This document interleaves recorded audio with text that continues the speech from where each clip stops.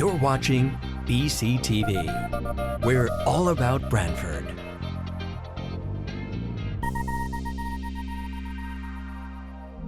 You're watching BCTV, Branford Government Television, a service of Branford Community Television. This program is brought to you in part through the support of the town of Branford.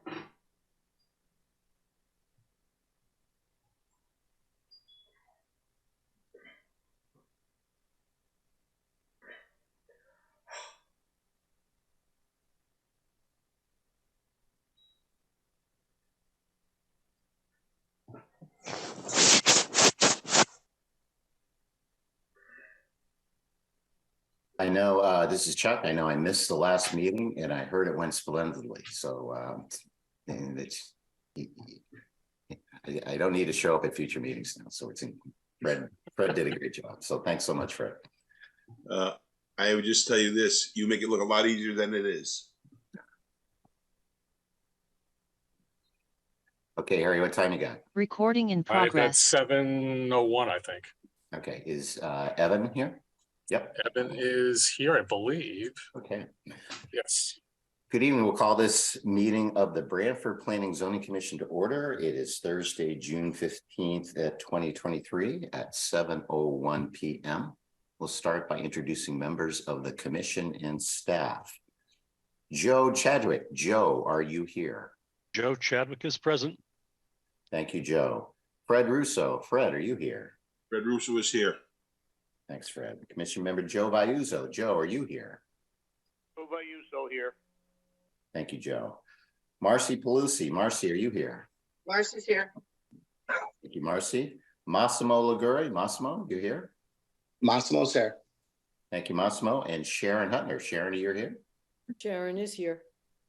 And I am Chuck Anders, Chair. Our staff this evening is our town planner, Harry Smith. Harry, you're here? I'm here. Our assistant planner, Evan Brynan. Evan, you here? Here. And our clerk recording secretary lurking in the cloud is Michelle Martin. We'll start by asking our secretary to read the notice of public hearing. Fred, can you do that? Yes, I will. Legal notice, Town of Branford.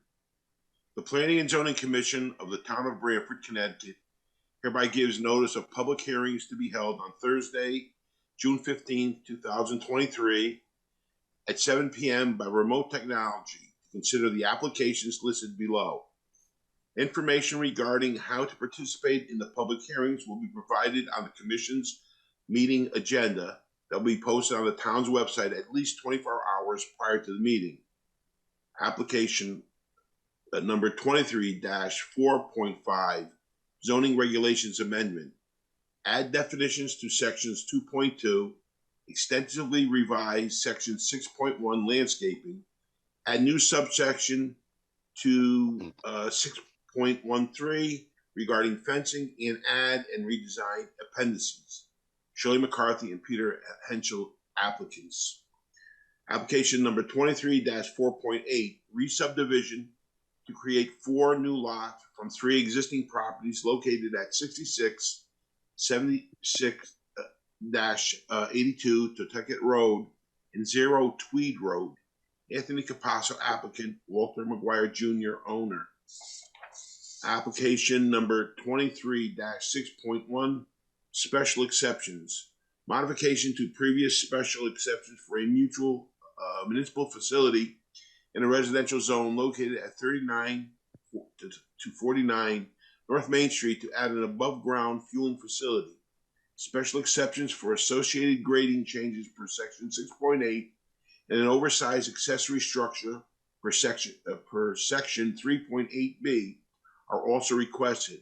John Hopefully, PE, CFM, Town Engineer Applicant, Town of Branford, care of Jamie B. Cosgrove, First Selectman Owner. All said hearings, all persons will have the right to be heard.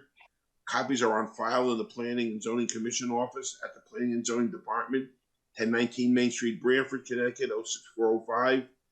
Written communications may be sent to the above address to or planning and zoning at branford-ct.gov. Branford Planning and Zoning Commission, C. Andres, Chairperson.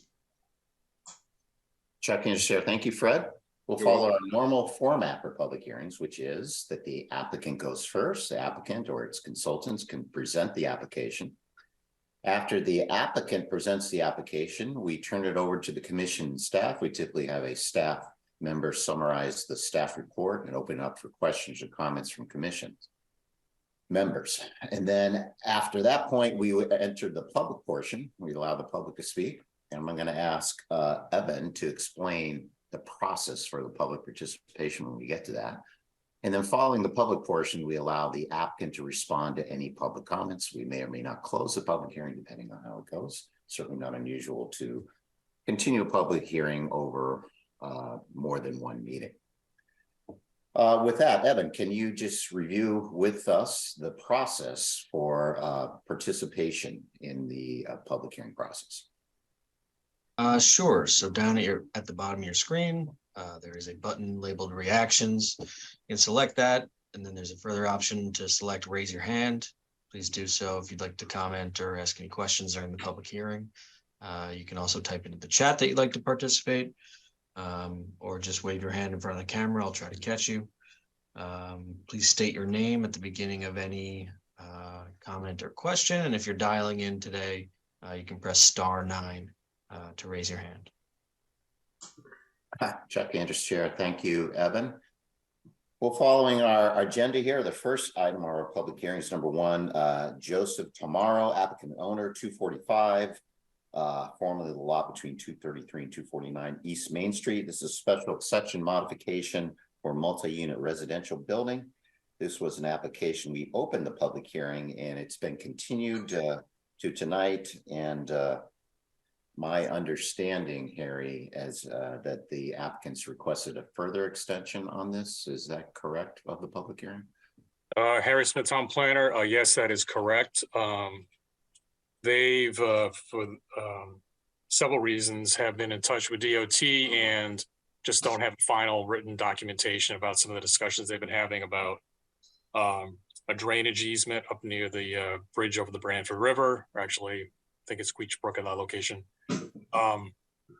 And there was a sidewalk proposed across that drainage easement to get to the coastal access area. So they're trying to work out potential conflict with the easement and the proposed sidewalk that was in the approved plan. So that's one issue. And they've actually just finalizing revised landscaping. So hopefully they have that all together for the next meeting. So they're requesting a continuation to the meeting on July 6th. And they've offered a time extension, which we will need to get the public hearing continued to July 6th. Okay, so for item number 1, that's Joseph Tamaro at 245 East Main Street. We will continue this matter as a public hearing to our July 6th meeting. Again, that's a remote meeting just like this one. So it's the same process for participating on that if you're interested in that one. That brings us into item number 2, which is John and Jennifer Sulo, applicants and owner for 117 Flax Mill Road. This special exception for 6.8 grading in a pool. This item number 2 actually was continued to our July 6th meeting. So that's actually not scheduled to go forward tonight. So even though it's on our agenda, that will go forward, scheduled to go forward on our July 6th meeting. Is that correct, Harry? Oh, that is correct. Okay, that brings in item number 3. This is the Shirley McCarthy and Peter Henschel applicants, the zoning regulation amendment for the landscaping, adding definition to section 2.2 and extensively revising section 6.3, which is the landscaping provision, and adding a new subsection to section 6.13 regarding fencing, and adding and redesignating certain appendices.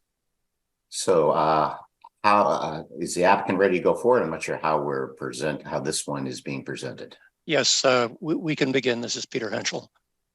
Please proceed, Mr. Henschel. Good. So good evening to the commission. I'm Peter Henschel, 285 Thimble Island Road in Branford. And I'd like to begin with sort of a brief history of this initiative. Shirley and I began this task over 3 years ago. And it has involved a lot of research and months of crafting and recrafting. It actually was a collaborative effort between Shirley, myself, and the town planner, Harry Smith.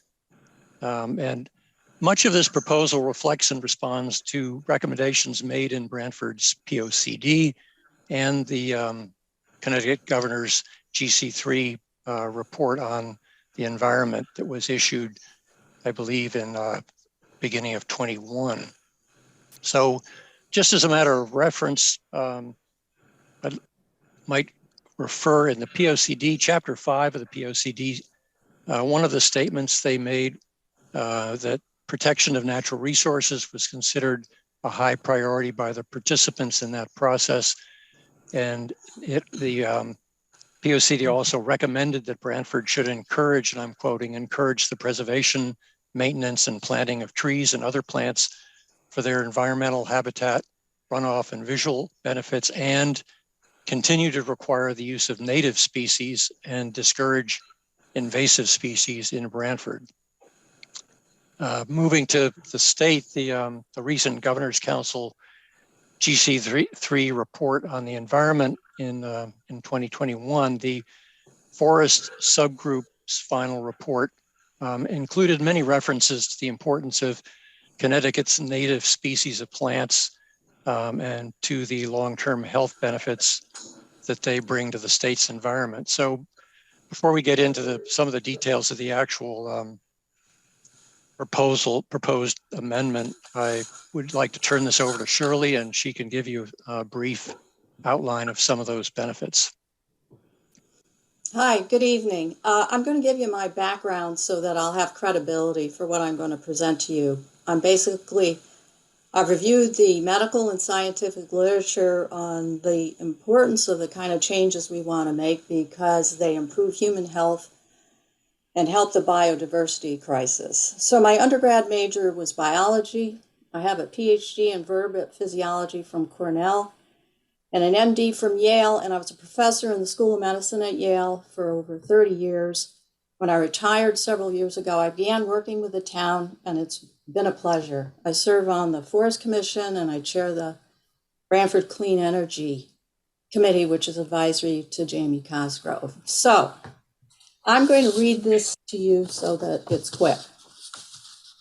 So residential greenness, which in the medical literature is defined as trees, shrubs, and other significant plants, improves human health.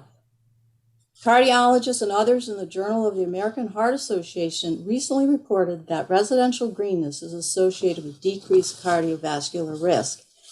They actually measured blood biomarkers and urinary biomarkers to show that. In another study, which was an analysis of the entire population of England, it was found that the rates of cardiovascular mortality were lower in areas with higher levels of greenness.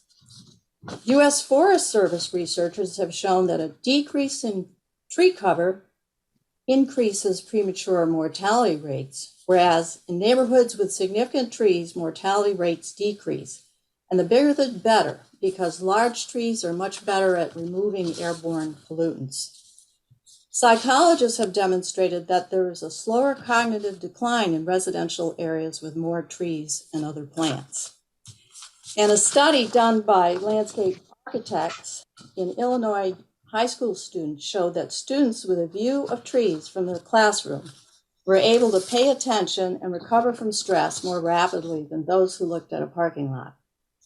Another study of 101 public high schools found consistent positive relationships between nature exposure and student performance.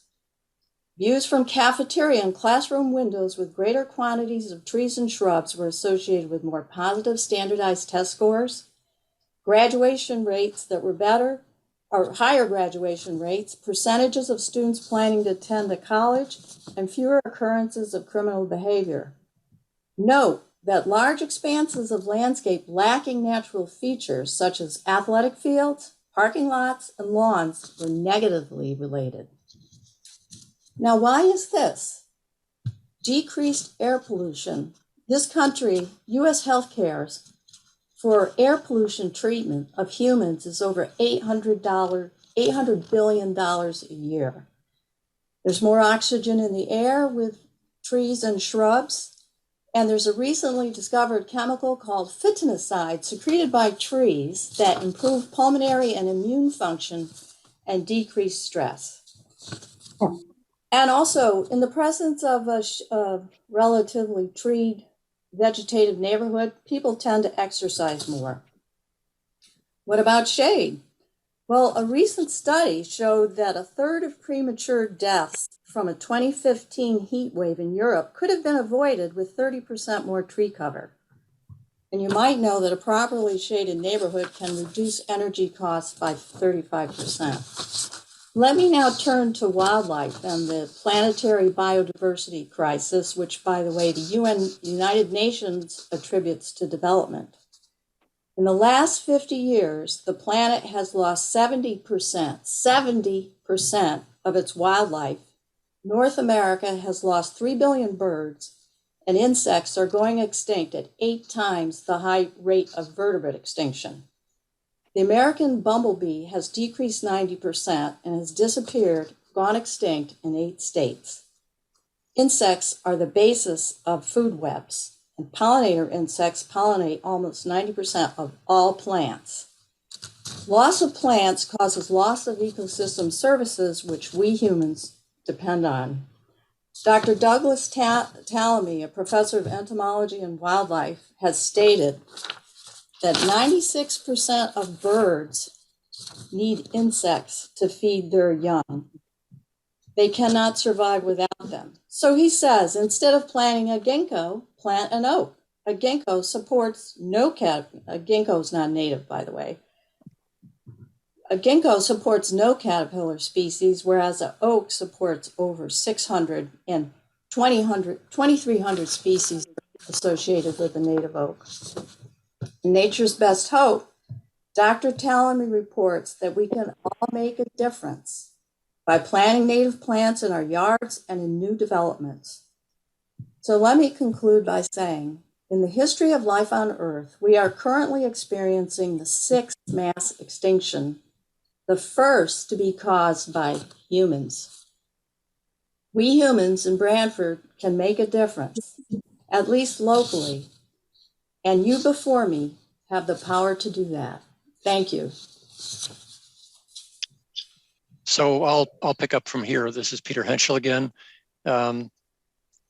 The intention of these modified regulations were twofold. One very primary one was, as Shirley has stated, the stress on the use of native landscaping in our landscape plans and the preservation of native species and plantings that already may exist on a site plan prior to development. The other goal, sort of ancillary to that, was the fact that in the actual specific requirements for landscaping, there was an effort to both enhance the use of plant materials and to be more specific about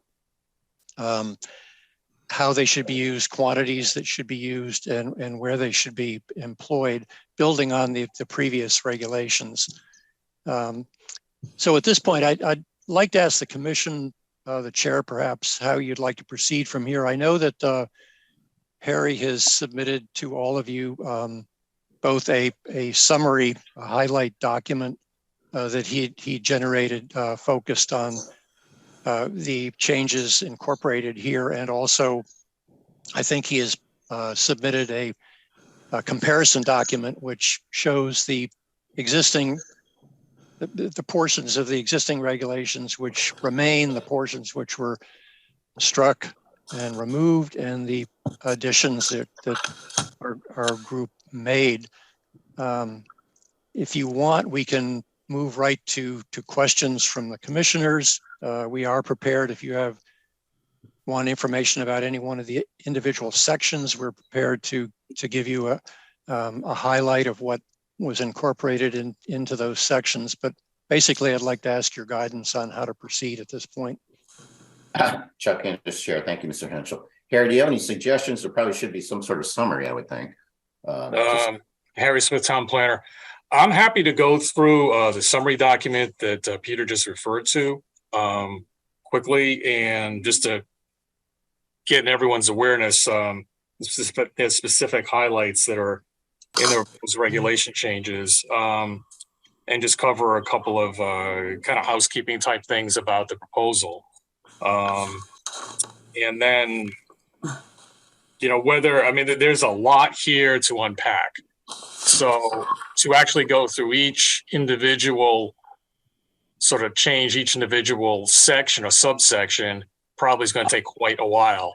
So I think I'm going to follow the lead of Peter and Shirley and go back and maybe throw it back in the commission. So maybe I go through my staff report and some comments.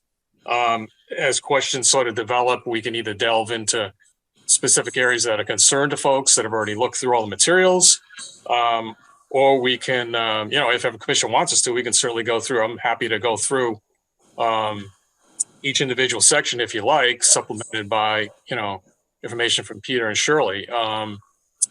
So with that, maybe you want me to just start off in the summary and dig in, and then we'll see where we end up. My suggestion would be a summary, and if we have particular questions about the sections, we may want to dig into them a bit. But at least start with a summary. Mr. Henschel and Ms. McCarthy, does that sound okay to you guys? That sounds great. Thank you. Sounds great. Thank you. Okay, so Harry, why don't we start with that?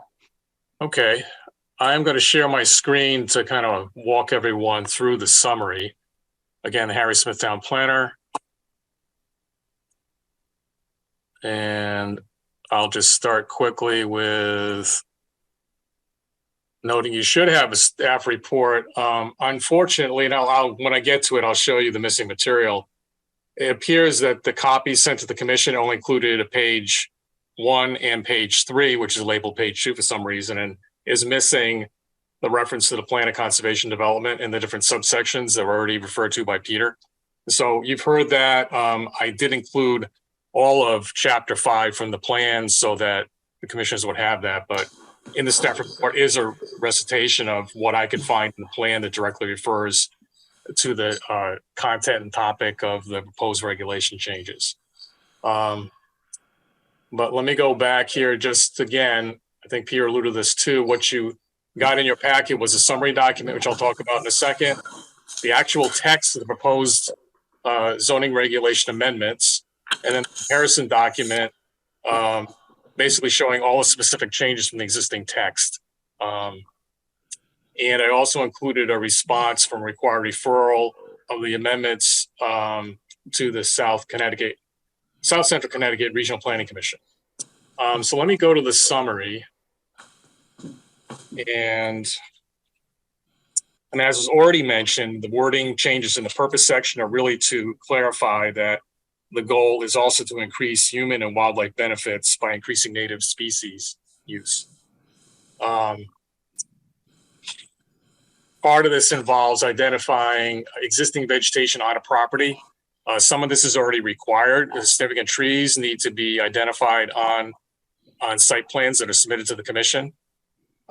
This would expand that to a new category of tree called noteworthy trees, which are trees between 8 and 12 inches in diameter. That's measured about 4 feet off the ground. They call it diameter at breast height. It's the standard measurement point in the trade. As well as threatened or endangered species should be on that existing vegetation plan. So you'd have a base of what is actually on the site already when you're considering site plan special exception approval. And some of these are not quite in order on the, the sections of 6.3, the landscaping regulations, sort of bounce back and forth a little bit. So I did not get this completely organized, but I also looked at, we've had some issues with landscaping requirements that really come into play in areas where they really, I don't think were envisioned to come into play. And for example, that would be new single families in the multifamily zone, 2-family dwellings in some of the residential zones, golf courses, summer camps. These are all special exception uses that require a site plan submittal. And they're allowed to, these are special exception uses in the residential zones. Also adaptive reuse. We proposed basically that front yard landscaping not be required for these. And we may also want to look at accessory apartments, which I did not get into here, and possibly replace or add some reference in the accessory apartment section so that if the commission wanted to put in landscaping requirements for screening purposes, they could do that. But all of the typical landscaping requirements that wouldn't really make sense when the accessory apartment wouldn't apply. So this is sort of an afterthought. It's not in the regs right now that are being proposed in terms of the changes. There are also several proposed clarifications and enhancement of requirements for the plans themselves. One is identifying invasive plants, and there's a recommendation, not a requirement, recommendation that they be removed as part of an approval. Often this happens anyway, so we're talking about the area on a property that is proposed for development within the limit of disturbance. It's going to be, the ground's going to be disturbed anyway for the building, the parking lot, whatever, grading changes. So essentially, usually the invasive plants kind of get removed anyway, often, but this would, clarify that that's going to, that's a recommendation of the commission in a development proposal. And also a definite requirement that a limit of disturbance be shown. This is typically done usually, but not all the time. And then a requirement here that was talked about that at least 75% of each of the new in-ground shrubs, ground cover deciduous trees, and evergreen trees be of native species, with the remainder allowed to be non-competing exotic species, not natives. This would provide some flexibility for landscape architects and design professionals looking at landscaping, and engineers can do it as well, to use non-natives for whatever design purpose they have in mind. Maybe at the entrance to the site, around building perimeter, and so forth, in areas where a design element is maybe more crucial. There was also a requirement, this is new, for replacement trees for the removal of significant and noteworthy trees. Right now, if you indicate on a plan that you're taking down a significant tree, that's it. It's considered, the commission has to basically approve that. But if, for example, it's right where a building is proposed, then that's going to come down. This would say, well, you can take it down, but you've got to plant a replacement tree either somewhere on the property. That, and depending on the property, could possibly create some concerns with, is there enough space for replacement trees when they get to maturity? How many of them? And so forth. So, we threw around some possibilities for flexibility here in terms of either contributing to a fund or planting the trees off site. And I was a little nervous about the lack of specific provisions in the statute for that kind of thing. That doesn't mean you can't do it. So I can explore, if the commission would like, with town council, whether he's comfortable with some kind of provision like that and draft up some language commission could consider. There also are in there additional requirements for protection of significant trees. Right now, basically the rule of thumb is a drip line as a place to put protection for the tree. We don't have any real specific requirements. That requires orange construction fencing that would require really a significant effort to intrude into, to be placed at a new marker, which is more, and maybe Peter Shirley can talk about this later, is sort of the industry standard, if you will, for protection of tree root zones. And I believe that is 1.5 feet for every inch of diameter, if I have that right. My memory. Shirley's smiling. Hopefully I got that right. So it's a little trickier to establish because you've got to have the diameter of the tree, but the existing regulations require identification of significant trees by species and diameter. So we should have the information even under the current regs to establish that. And then of course it would need to be checked in the field to make sure that's in place. So moving down, there's more guidance for appropriate trees and shrub plantings. In the past, a lot of trees have been placed under power lines, and all of a sudden they grow up to mature height, interfering with the power lines. And Eversource comes along and trims the tree in ways that, you know, kind of puzzling to some people, apparently, including myself. But this would say, let's look at that right off the bat and not plant anything that's going to reach a mature height that's going to interfere with the utility lines. There is also in here more guidelines about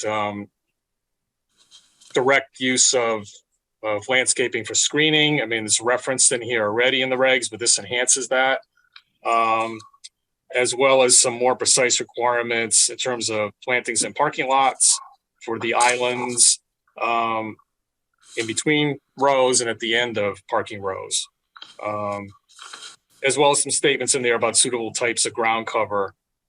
We've gotten some folks that have used, for example, crushed stone, which, you know, is not the best in terms of providing vegetation for starters, and also can it get kicked into the parking and maneuvering aisles, creating problems, and there's other issues with it. It also proposes some specific standards for larger parking lots. And I have a graphic I can show you quickly, but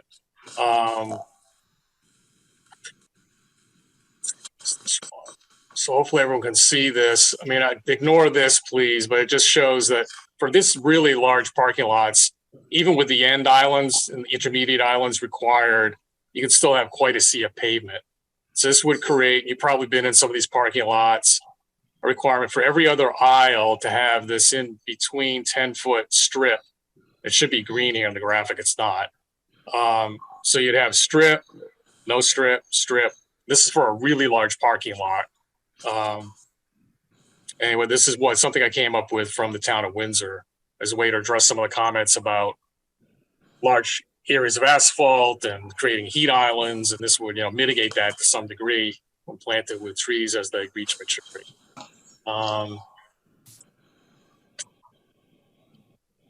So let's go back to, you guys can still see the summary document, right? Now? Yep. And you saw the graphic before when I flipped? Okay. Recommends removal, as I mentioned, of invasive plants to help address the issue Shirley described, the biodiversity crisis. As requirements regarding ongoing maintenance of landscaping, this is basically enshrines that standard condition that have been on almost every approval the commission's done in the past several years, clarifying that applicants have to maintain their landscaping on site as a requirement of the approval, unless they come back to the commission to modify it. Also adds an appendix regarding landscaping terminology and some explanatory graphics. And also we now will have with the appendix we added about the solar regulations, the solar arrays, several appendices. So we have checklists for different approval processes, an appendix on lighting, then we have an appendix on the solar arrays, and now we have an appendix on landscaping. So there's some issues with lack of designation of the appendices in terms of A, B, C, which one's which. There is a reference in the lighting section to an appendix B, which if you look in the current regs, the lighting section is first, and then the checklist comes second. So we've got to work all that out. I didn't even get it straight in this proposal, so I tweaked some of the designations around. But the appendix being proposed here would be an appendix D, and there'd be part of this was straighten out the lettering of the other appendices. Also proposed some changes to fences and walls to prohibit the use of razor or barbed wire for your consideration, and clarify that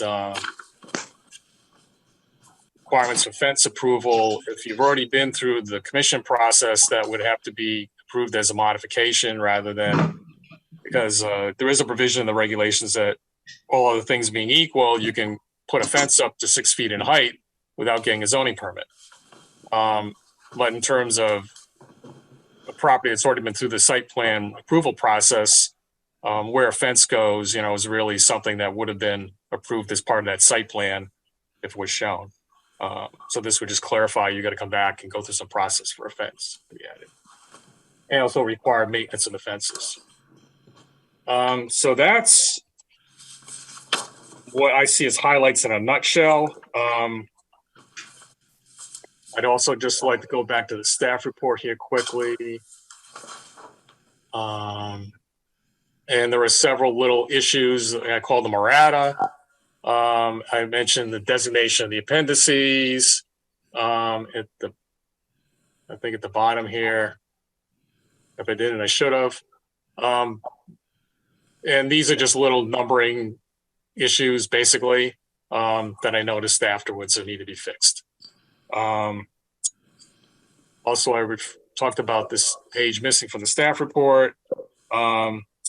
We have also received at least 24 letters that were sent out to the commission, I think, this afternoon, and we're still getting them in support of the regulation amendments that have been submitted. So with that, I guess I'll stop for now and again reiterate we can go into further detail as the commission may want us to. Chuck Anders, Chair. Thank you, Harry. Mr. Henschel, Ms. McCarthy, do you have anything you'd like to add at this point? Or I think we'll turn it over for questions from the commission, but before we do that, Okay. Chuck. I'm fine with, I think Harry did a great job of explaining the highlights of this. And as I say, there is an awful lot to unpack here, and we are prepared if you do have specific questions about specific sections, we can pull them up and give you a little bit more detail or answer questions on a specific section. But I think letting the commission decide where they want to head with those questions probably is the quickest way to go here. Harry Smith, Town Planner. One thing I probably should mention, I did not mention, is that there is a revision that all the commissioners are pretty well aware of, which is the excellence in design provision that allows currently the commission to modify various portions of landscaping requirements. Maintaining that section in the regulations is somewhat problematic since Chuck could speak more specifically on some of this stuff, and I don't want to call him out as a land use attorney, but my understanding is essentially there was a court case called the McKenzie decision that pulled back on a specific situation where a commission basically modified or waived zoning regulation provisions. So we've been using it fairly liberally. My take on what I understand that the upshot of that decision was, if you're going to provide for some modification to specific regulation sections, you at least have to have criteria that would need to be met by a proposed modification, and really almost a menu of what the options would be in that case. Requirement A, certain circumstances is present, then a requirement B instead. That provision, the excellence of landscape design, really doesn't fall in the box of that very well at all. There are some sections of existing regulations that allow some flexibility already for an existing site that was approved years ago. The commission has within its authority discretion into how far you bring that site into compliance with current regulations. There also is, if it's a non-conforming situation, the commission has some discretion as to how, there's certain protections for non-conformities. So that's another area of flexibility. And we could look at some more specific flexibility if, that's something commission wants to see, but it would need to be pretty specifically tailored, I would think. So sorry to interrupt. Chuck Andrews, Chair. Thank you, Harry. I had a few comments, but before I do, I think I'd rather open it up to other members of the commission to see, mine are more technical, to see if there are questions or comments from members of the commission. So let's just open it up, start with that. Any member of the commission have questions or comments? Chuck, Fred Russo. Fred. This is just a very general statement. I agree with everything that was said by the applicants. I think we have an obligation to our town, to our planet, to do as much as we can to preserve the environment. So I would say, in principle, I would be in favor of any improvement that we can make. I say improvement, not it should be punitive, but improvement that elevates our regulations. But I think the other side is a flip side. There's always a flip side.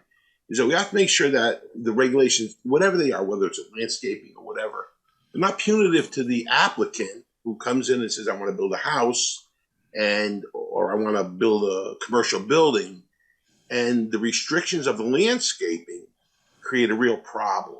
And I don't know how that's resolved, but those are the two things in my mind. On one side of the fence saying, I'm all in favor of improving our landscaping regulations and having new provisions made. I think it'd be crazy if we didn't do that. We want to upgrade all the time. But the flip side is that we also have to be sensitive that it's conceivable, and I don't know what they are at this very moment. I don't have anything specific to say to them, but that the regulations, one, are not punitive to someone who's planning to put up a building that requires 10-foot strips. It may reduce the number of parking they need. And so, what becomes the deciding factor when someone comes before the commission? Is it do they have to meet all the landscaping and predicate their development based on landscaping, or do we allow the project, whatever it may be, to be presented, and we do our very best to make sure that it meets the regulations? But it's like, what comes first, the chicken or the egg here? Do landscaping regulations regulate what goes on a piece of property by the number of trees or the amount of strips that are paved? And I'm not against all those things that were mentioned. But as if I were an applicant coming to the town and I said, wow, I've got to do all this before I can present my project, it may stymie the project or may eliminate the project. So that's my thought. I'm for, in principle, what is being said tonight. I would just hope and make sure that we don't do anything that's punitive to an applicant who had no responsibility as to how many trees were on their property when they bought it and developed it. And so I think that's what it's going to be in the details. That's what I think. When they say devil in the details. So I'll wait to hear more of it. I know we have one particular member of our commission that's very, very well vested in landscaping. I'd like to hear what she has to say. Could I respond to Fred? Certainly, Ms. McCarthy. Thanks.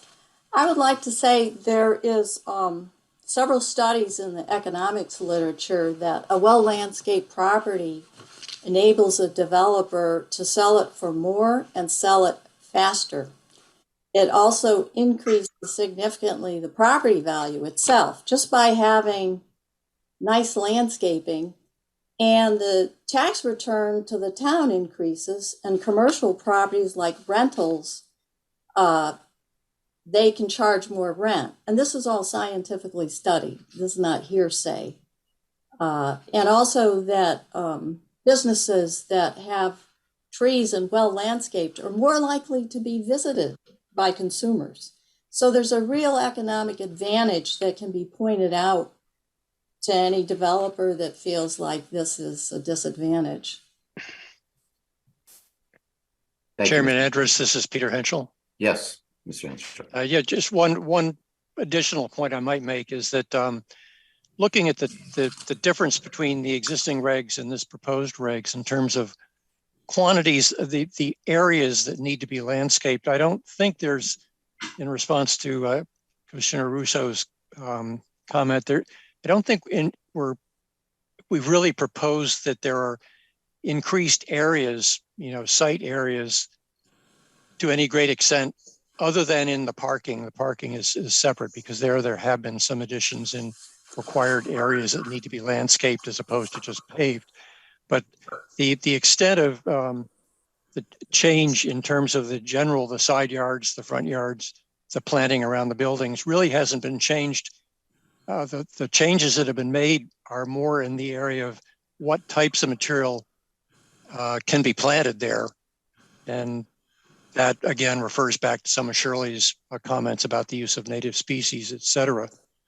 When it comes to the parking lot, the most significant change, I think, is when you get into the very large parking lot, and I believe we stipulated it at a 500 car lot, which is be a pretty huge commercial development. That does require some additional landscape strips between tubes of parking, et cetera. But I think when a project gets that large, any high quality commercial development it's not unreasonable to expect that of it, as opposed to being able to absolutely maximize out of sight by, paving every last inch and putting a building on what remains. So I don't see those as being extreme. They have been used. I did a lot of, Harry mentioned Windsor. I did a lot of planning work in my earlier years before retirement in Windsor on development projects. And those requirements have been in their zoning regs for probably the last 40 years. So it's something that's been accepted, I think, in other towns pretty widely. Thanks. Thank you, Mr. Hensel. Other members, comments from commission members? Other commission members have any comments? Hi, this is Marcy. Since I was introduced, I figured I better jump in, and I have a million comments, but before I'm trying to think of where to start. Before I jump in, I want to definitely commend Shirley and Peter for all their efforts. It's not an easy undertaking at all. And, I agree with Shirley with all the medicinal, aspects that, having landscape provides and the importance of all that and so forth. I've got sort of two areas that I'm trying to process based on my knowledge. Fred had mentioned, my expertise as a landscape architect, and I can tell you in my field, it's always the landscape architect that's, in good developments, we're brought on very early in the process, and the process is fluid, and it involves nature, it involves protecting trees and designing. But unfortunately, the industry is such, and I think Peter can understand that, depending on whether things are being approached at from an architect's perspective or an engineer's perspective, we're often brought in last, and we're thought of as, let's just add a few plants. And I think that does a tremendous disservice to our profession. And, I even heard today from somebody that, requiring the use of a landscape architect on projects, is going to weigh down development with, extra, costs and so forth.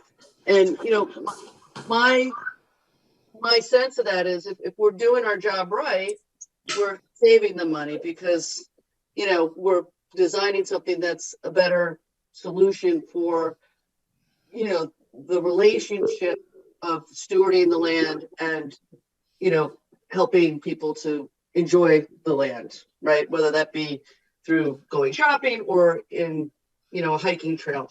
My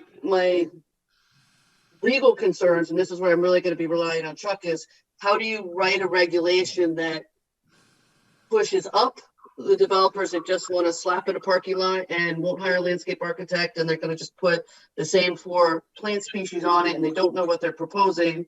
How do you prevent that versus not, I'm not sure what the word is, not litigate, but, have over-regulate the developer who is doing those things, from the get-go. And sometimes even good firms that have landscape architects in-house are not using landscape architects in the design process to do these things. So that's just sort of a personal, professional pet peeve. But, a lot of that's a level of detail that I'm not sure how to resolve.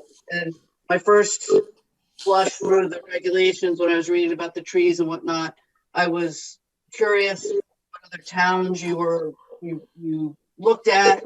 The towns are using 12 inches as the special size tree and so forth, because, depending on the site and the circumstances, it could be very debilitating for one person and wouldn't matter to another. The bigger concern is just sort of, when you think about the development process, you say, okay, we want to develop this limit of disturbance. To me, that's the part I'm less worried about, because, you should trust us as a commission to evaluate the balance of parking need with landscaping need, with use appropriateness and so forth. For me, it's more really getting into the regs, the appropriate professionals, really having society start to understand the importance of native species, and for everybody to kind of come together on when to use them and where it's appropriate. So a lot of the questions that I was jotting down just in the beginning, and I don't really expect full answers are, but I had read some great letters from people, applauding the plan. And one of them I remember was talking about invasive species and conservation areas, that there's so many invasive species that are overgrowing. Who's maintaining the conservation areas? How do we get the town to clean those up? Because to me, there's got to be a relationship between the already pervasive overgrowth in the areas that we are protecting, right? Relative to, happy homeowner on a half acre who, probably doesn't have any native species unless they're in an upland review area abutting a wetlands. So to me, it's much more situational that I'm focused on, where, you've got, and I've done a lot of upland review work lately, where, how are we mitigating that upland review with development? Those are areas where I want to see 100% native plants, because they abut the sensitive areas. And, and having even just guidelines on how to remove the invasives for people, so they know, okay, here's what I need to go through to remove the natives in these areas. I feel like these regulations get so hung up on 75% natives, regardless of what you're developing. And I'm like, well, if it's a parking lot, how do those natives contribute to solving the biodiversity problem versus maybe the increased maintenance that it causes the commercial tenant, or what have you. Let me start. So maintenance plans for conservation areas, that was a big one. Really understanding how the situation, we've got a suburban, non-native, non-invasive plant. How is that plant compromising the wildlife ecosystems, especially when it's not abutting, major thoroughways? Because, all the time I'm hearing, how do I, not draw more deer into my property? And I drive by a property that just added a huge fence around their garden so that they can keep the deer out because it's on a main deer throughway, and things like that. Another question would be, to me, I would like to see the regs qualify the use of native planting in a relative to abutting ecosystems like woodland areas, conservation areas, upland review areas, and really intensify it there to help assist the recovery, and peel back a little bit on the requirements where it's in the middle of the parking lot or at the entrance or things like that. So to me, it's hard for me to understand how requiring 75% of native species is directly linked to solving our microsystem of Branford versus the bigger system of Connecticut. So some science on that would be really helpful. And then just natives that are in pre-existing densely developed or commercialized areas, how do they aid the recovery of biodiversity and wildlife where human populations dominate? other than the benefits to plantings in general, which I, for sure I totally concur with. And then just a little bit more specifically, how you came across the sizing for the designated specialized tree species. Was that, through other towns? How are we compared to other towns? And then really just the importance of requiring landscape professionals rather than depending on the regulations to dictate, compliance with things, and trusting us as a commission that we're stewards of the environment, and that's why, so those are just my initial thoughts. I'm sure I'll have more and I will get off my little soapbox. So thank you very much. Can I respond to some of these questions? Oh, please. Oh, thank you. The Forest Commission does have an invasive plant group that goes around removing invasive plants, and I know Parks and Open Space tries to do it. And actually, the town is planting 100% native plants, 50 native trees a year, several native pollinator gardens in a variety of our parks, and removing invasives like at Tabor and stuff like that. So the town is doing it. And there's several other municipalities like Newtown, Richfield, Kent have passed 100% native ordinance for town plantings. And I just wanted to show you this data. I don't know if you can see it. I saw it, yep. 75% was based on scientific data. And what this shows, and this is just one example, and this is in chickadees, that when you get below 25% non-natives, i.e. 75% natives, mommy bird can find enough insects for the babies to survive. Otherwise, the babies die and the chickadees cannot reproduce. So the literature shows at least 75%.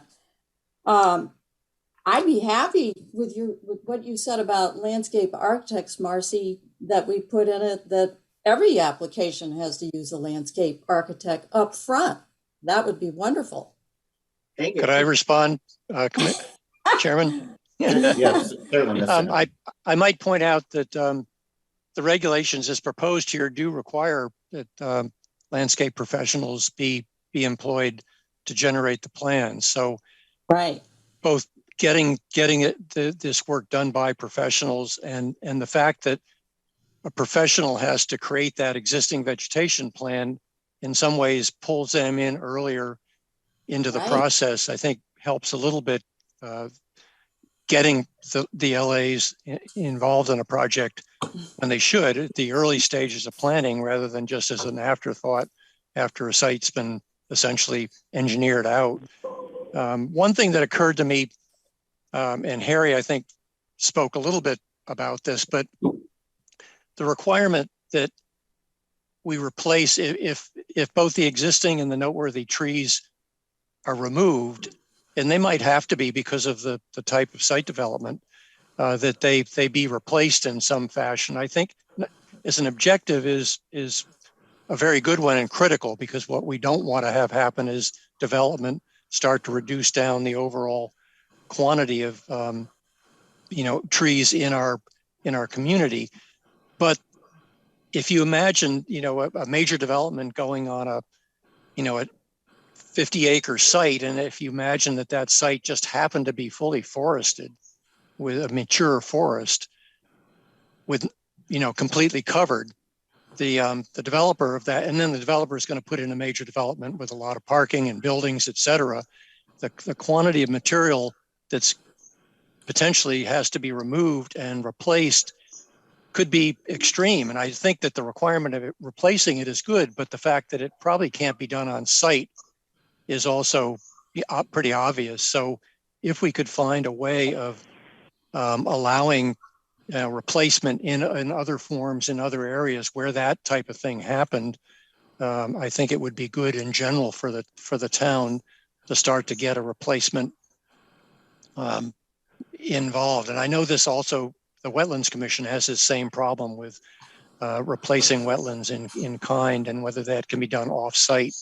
But, I think investigating that a little bit more and seeing whether we can find a solution would be definitely something that we ought to to try to incorporate here. Chuck Anderson, Chair. Thank you, Mr. Henschel. Other comments from commission members. I've got a few, but before I jump in, I don't know, Joe Chadwick, Joe Vayuzo, Massimo, Sharon, any thoughts? Go ahead, Sharon. No, go ahead, Joe. Okay, well, it was funny that Marcy brought up the sort of definitional problem of landscape architects, because I unfortunately got to review this quite late in the week. But the definition does kind of read like, bring somebody in and potato stamp some trees down on the plan and you'll be good. And the sort of whole concept of landscape architecture as, making significant space outdoors with, landscape features and plantings kind of got left out of that definition. But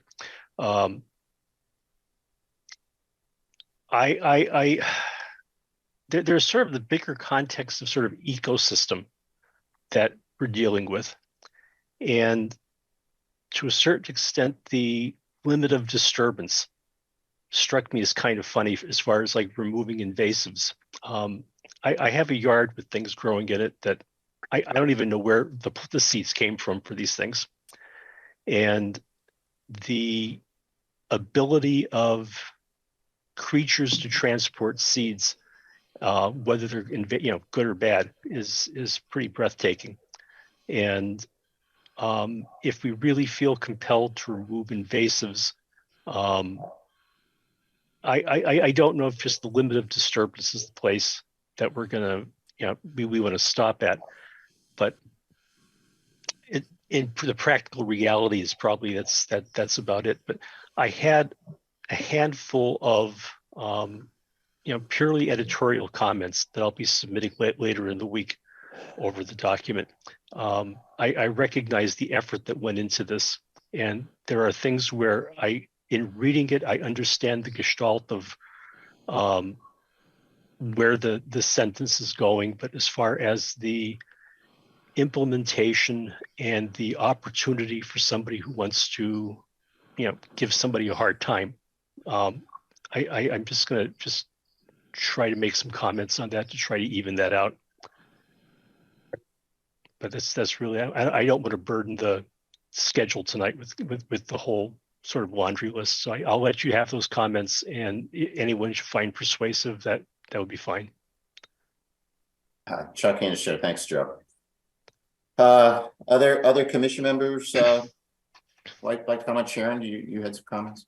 Yeah, I just would like to also commend Peter and Shirley in the amount of hard work that went into writing up these regulations. And I think I also would like to reiterate Peter's comments about the fact that there really are not major changes in terms of increasing the amount of landscaping, but just looking at the quality of the landscaping and the use of which materials should be used. And my personal feeling is that parking lots do need native species, almost more than suburban homes, because it really otherwise is this huge wasteland for wildlife and disrupts kind of their ability to take advantage of our environment. So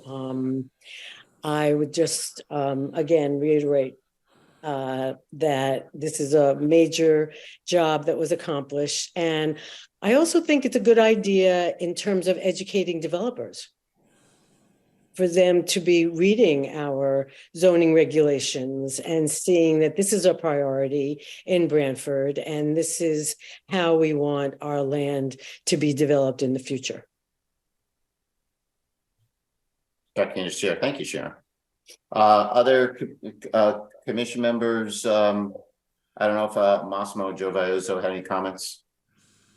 Hi, this is Massimo Goria. I guess I'll make a comment. I mean, I'm sitting here, and I also commend what's being brought up, and it's it's wonderful to protect and improve on a lot of things. But I'm sitting back and I'm thinking about the younger generation. I'm not so much thinking about like if we put this into our regulations on the developers and that are able to sell their houses more by putting these types of plants or trees or whatever in. And I understand that the price would be driven up, which concerns me about maybe a 25, 30-year-old couple that needs to buy a house because they have a child and they need to clear some land and it just drives, they get driven right out of the price range. I live over by the supply pond here in Branford. I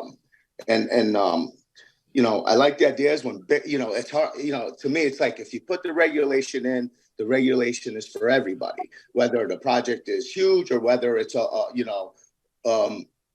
for a single family home, for a couple, or for a single person, whatever it may be, it'll drive them right out of the price range because they'll have to sort of replace or replenish whatever land they're clearing, and it'll price them right out. And that's really my only concern. Definitely concerned about the species and and the environment, but I'm also concerned about the younger generations, the humans that are going to be trying to buy houses. I just wanted to bring that up because once you put that into a regulation, it's hard to separate, how big or how small and how we determine the outcome's gonna be in those situations. Yeah.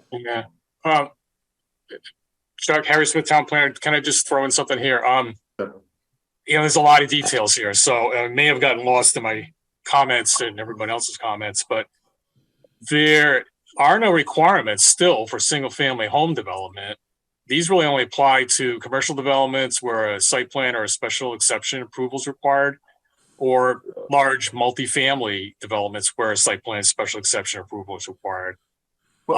Even as a matter of fact, with some of the regulations as they exist now, require compliance with landscaping section, for example, 6.8. There's a provision there that backs that off. I don't know if it's really complete, but the intent was to stay away from regulating single family development at all with the landscaping requirements.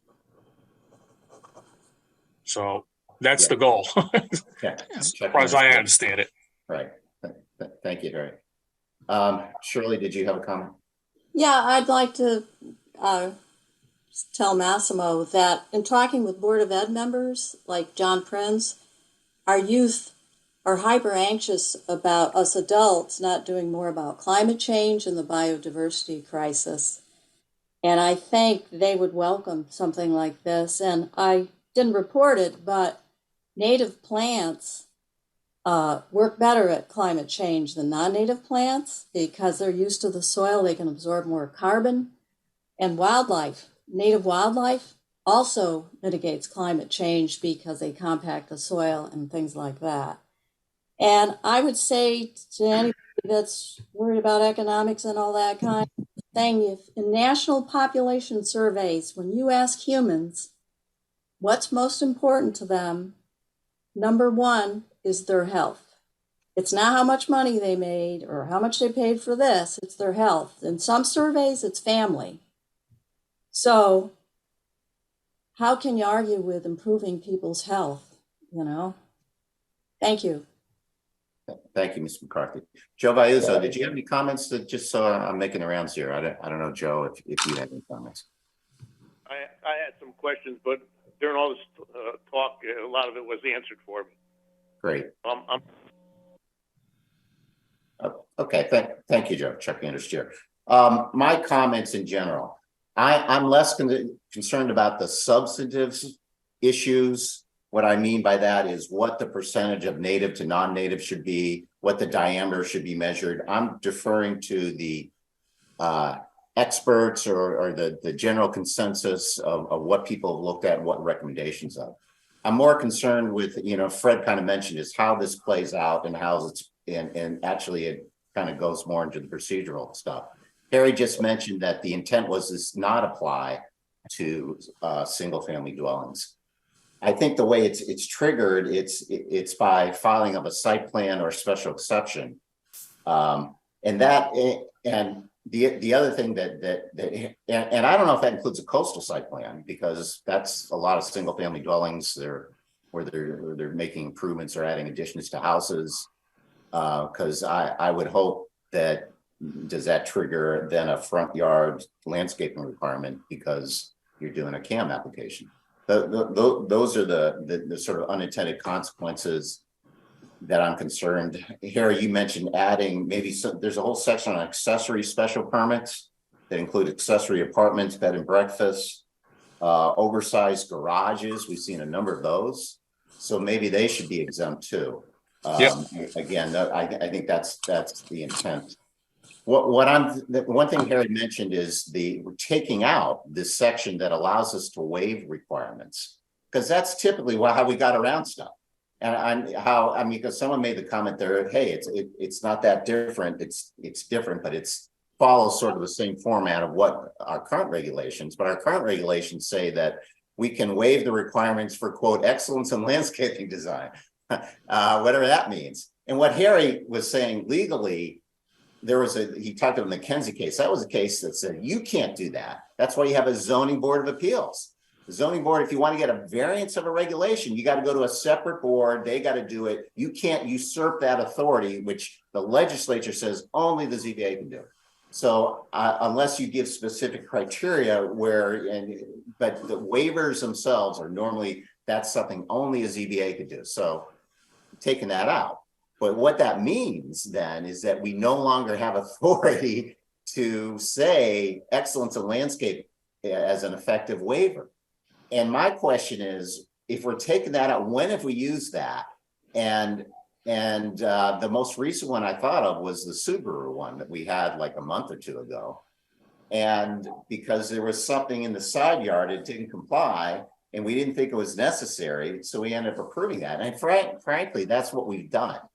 So, and this is sort of getting back to what Fred mentioned, are we being, by doing this, over-regulating certain things? That's my concern of looking at this and making sure we're not doing that. But I mean, other than that, and particularly for the larger projects, I think Peter properly pointed out that if someone is going to do a larger project, they have the expectation they're going to have to spend some money. So I think that's clearly out there. And there's some down in the works. We saw something about this biolab that's going to come out in the old Bittersweet Farms area. That's going to be coming before us. Presumably these regulations will be in effect. So that'll be out there. And that's also an example that Peter mentioned of, hey, wait a minute, they may have to cut down a lot of trees, because that will be, I assume, a lot of forested area. And so, the requirement of, planting back, can we do it off site? So that's probably worth looking at legally. So those are sort of my general comments. It sounds like maybe what we should do, it sounds like we're going to continue this, but we should, before we do much further, we can also open it up for public comment. So we should probably do that. Are there any other comments from commission members or staff before we open it up to the public? Yes, this is Peter Henschel. Peter. It sounds like, any way you look at it, we're going to be making some adjustments to the verbiage here to accommodate some of the comments that you've already made, and perhaps some of the comments that your commissioners may submit between now and the next meeting.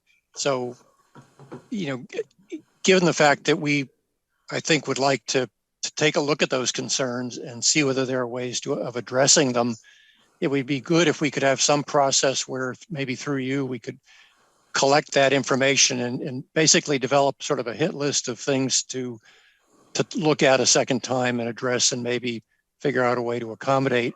And that would give us, the applicants, an ability to, in a methodical way, sort of look at those things, see what we can do, some research, see what we can come up with, prior to the next meeting, so we actually can accomplish a, response. Thank you, Mr. Hansel. I think what we should do is we probably should open up to the public. I think Joe Chadwick indicated he had some written comments. He would submit that. I'm assuming Harry's I know you've been working with Harry in a lot of this. He's flagged something. So hopefully there'll be a process where you can, get together with staff and any written comments have been received that you can, so at least you'll have them. Right. So if that sounds okay, why don't we open it up to the public to see if any members of the public wish to comment at this time? So with that, does any member of the public wish to comment at this time? Evan, do you see anybody? Just to reiterate, if you'd like to comment, down at the bottom of your screen, there is a reactions button. You can select that and then choose to raise your hand if you'd like to comment. You can also indicate in the chat that you'd like to speak. I think Brad has his hand up. I do not see that. Brad Senfit. Harrison Town Planner, I don't see that either, but let me look. I see a Brad, but I don't see a hand up. Me neither. Oh, I'm sorry. The hand has gone away. Yep. Okay. For the record, there was a number of written emails and comments that were circulated to us, generally all in favor of at least the concept. So I just want you to know that we have received those. So I do not see any members of the public that would like to comment. Oh, I did see a hand just go up again. Patrick Sweeney. Okay. And it's gone. That was Patrick Sweeney, I think. Where'd he go? Mr. Sweeney, did you want to comment? I did, yes. I just lowered my hand after you addressed me. Sorry, too quick. Sure. Hi, so my name is Patrick Sweeney. I live at 38 Palmer Road here in Branford. I am the chair of the Forest Commission. I submitted a letter. I'm also, my day job, my real job is a botanist. I've got graduate degrees in botany and biology. And I just wanted to say a couple general comments and then maybe something a little bit more specific. As people have been pointing out quite rightly, we depend on, living things and interactions for survival and, well-functioning natural habitats and ecosystems. Someone brought this up earlier.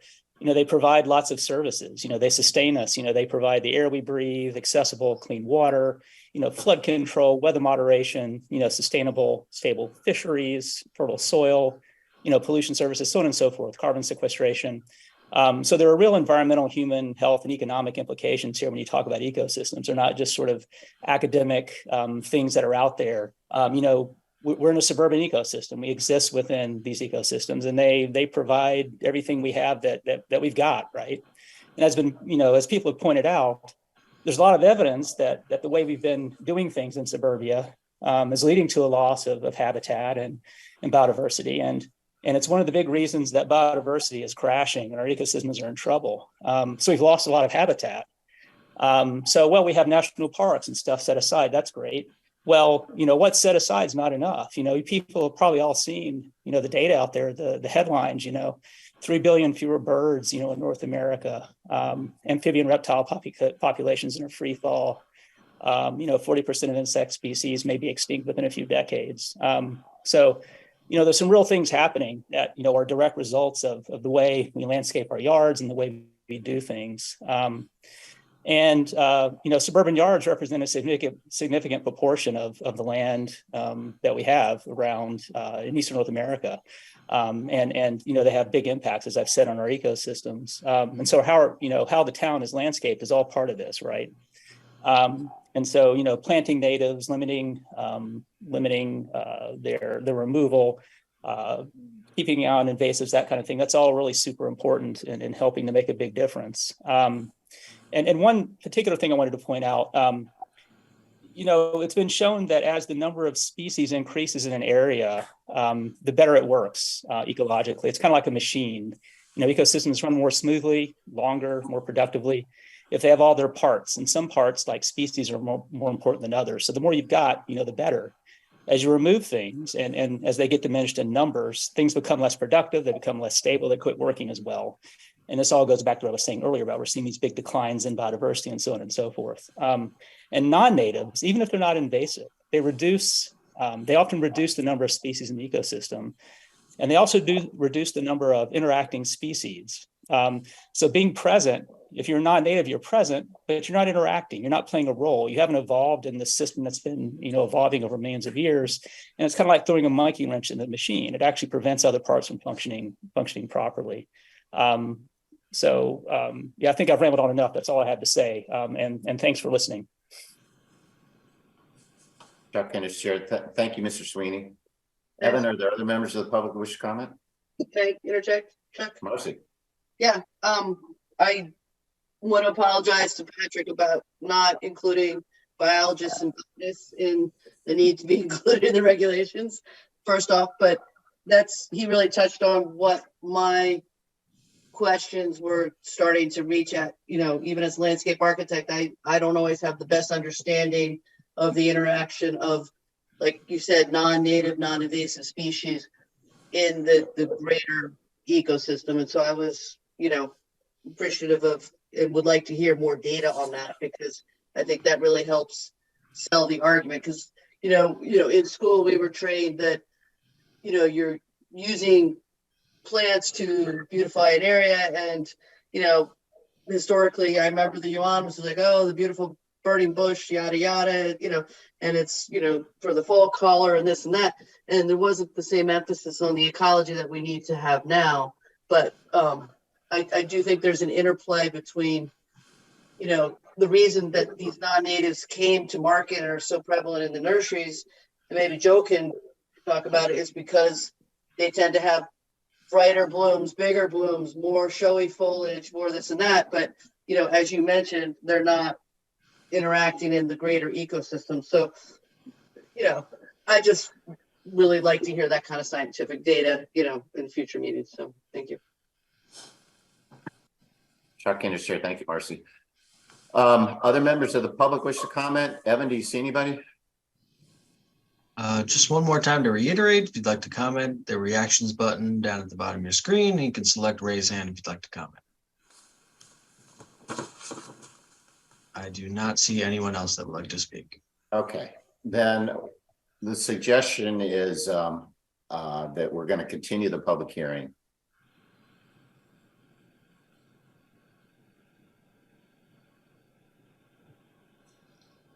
That said, I know we're in a vacation type season. It includes, schools just getting out and 4th of July and so forth.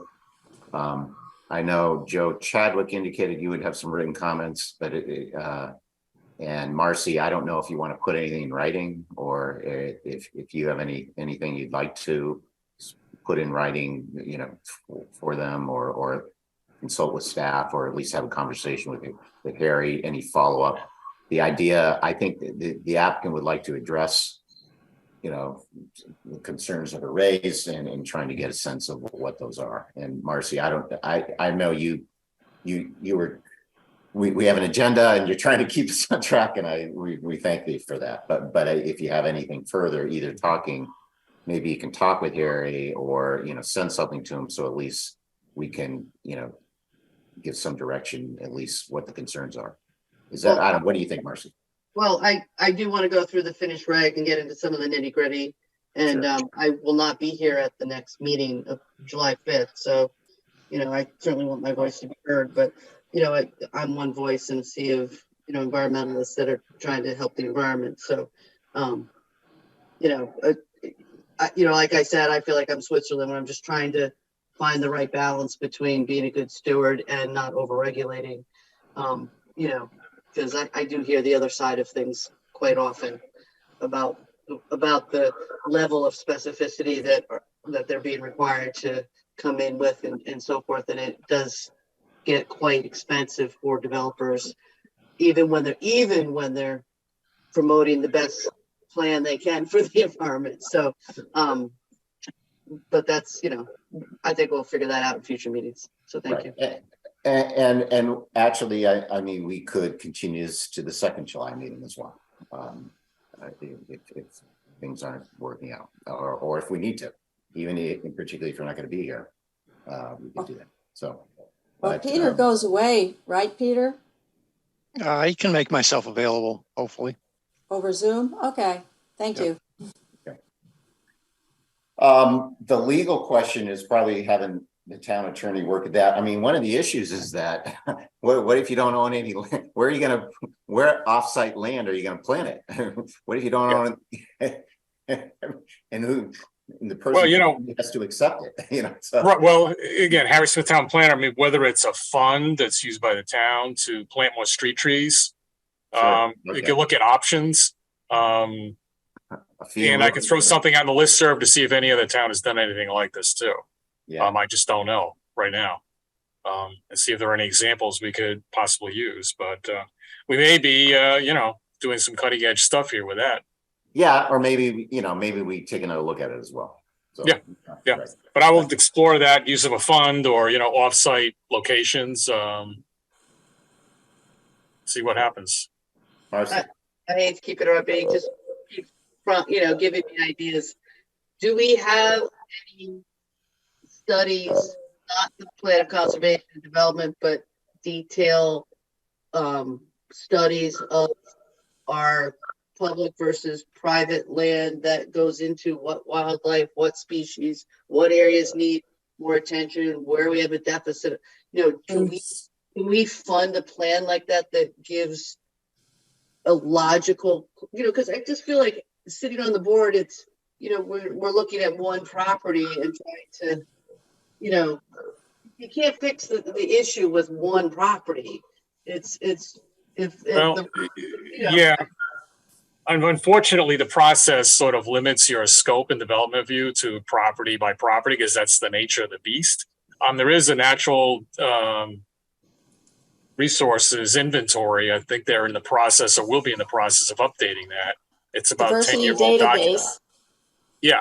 And there is also a National Diversity Database, which has come into play in a couple of applications. We looked at it when there was that 830G application down in Pawson Park, right at the edge of the water there. I can't remember the name of the road. It was right at the edge of that huge tidal marsh, which is in the National Diversity Database as cited there as a habitat for a variety of challenged species, at least, if not endangered. So all that's available, but I don't know if it's going to get as specific as you're thinking about. Listen, that's the problem. Yeah. Sometimes the data that's available on JS is just taken from too high a level, and to me, the town could be much more thoughtful and thorough if we really knew the interconnectedness of our rivers with our salt marshes, where there's a problem. I know we've done that with flood hazard types of things, but I just think there's a biodiversity plan specific to the town could go a long way to aiding the commission when we're evaluating a smaller property that might be abutting something. I've long had an issue because I've done a lot of work with wetlands where, I want to save wetlands, but you have like the DOT that comes in and puts in 95 and then just throws a drain off and creates a new wetlands. Well, a throughway like that's going to create a major system, but a small farm owner that digs a little pond that then turns into a wetland that's not connected to a bigger system. I think there's I know what you're saying. And they do that, I think, at wetlands, and all wetlands aren't created equal, and all wooded areas aren't necessarily equivalent in terms of their biodiversity and their potential for habitat. But I think everything that's being said here personally, from my comment out, is use of natives improves the habitat, improves potential for the biodiversity, and works towards mitigating more harm being caused. So I think that seems like it's like work where you can. If the application before you is your limit of your ability to create some change or mitigate some impact, that's all you really got to work with. I mean, I think you're bringing up really important issues, and I don't disagree with any of it. But I don't know how, absent funding a hugely costly study of some of the undisturbed areas in town, how you get at it. But we could consult the land trust just to see if they, I think that the information is probably more anecdotal and based on the knowledge base of some of the people maybe in the land trust, for example, or some property owners in town, and that kind of thing, rather than anything really systematic that is a document or anything like that. How to actually do that and the cost of doing something like that might be phenomenal and prohibitive. But it would be incredible effort if we could pull it off to have it. It'd be a great resource. Yeah. Sorry, I just think that, you know, we expect so much of our developers on a site-by-site basis that we have a equal responsibility to do it on our public areas. You know, no, I do hear you when you want it. I hear the comments about the balance. I really do. Yeah, and if you've got to take down 6 trees, you know, rather than trying to find a place to put in 6 trees, you know, if you can nominally value that to put towards a fund, towards a bigger, you know, bigger plan, you know, maybe I like the idea of a fund. So. Yeah. Well, I'll explore that with town council and see if I can get some more information for everyone. Okay, thank you. Okay, I know we do have we have another public hearing and some other things going on this evening. So does anyone else have any further comments? I think what we're going to do is continue this. We'll continue to our July 6th meeting. And again, you know, we don't have to close it then. We could continue beyond that as well if we need to. So with that, then we'll continue this matter as a public hearing to our July 6th meeting. So thank you very much. Thank you. So that brings us then to item number 4 on our agenda. Anthony Capasso, Walter McGuire Jr., 7682 Totoket Road and 0 Tweed Road in Pine Orchard. It's a re-subdivision to create 4 new lots from 3 existing properties located at 7682 Totoket Road and 0 Tweed Road. Is the applicant here for that one? Harry Smith, town planner. I am looking, maybe Evan, you could help me out who to could you make Navis and Young a I just did them. And is there anyone else I should be? Is Tim Lee attending tonight's meeting? I see Timothy's iPhone.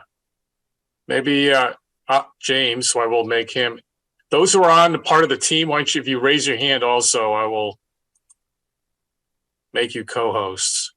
So it looks like so I've got James. I just made you co-host. Should be able to unmute at will now. And then Timothy's iPhone is on there. Okay.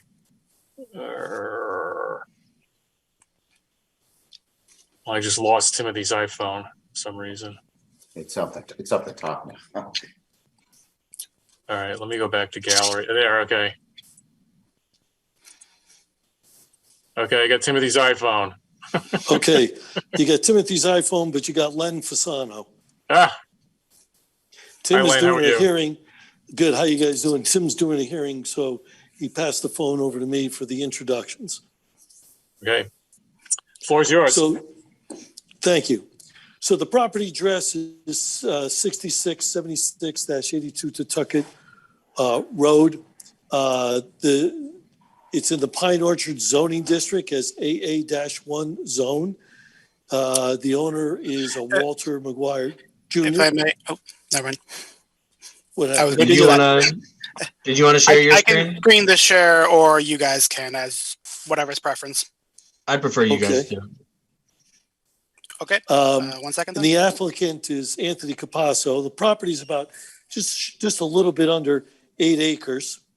And I think Jim Galligan has a grip of the details, so I'm going to turn it over to Jim Galligan. Here we go. Good evening. Jim, for the record, my name is Jim Galligan. I'm a professional engineer from registered in the state of Connecticut. I'm from Navis and Young. We're at 1355 Middletown Ave in Northford.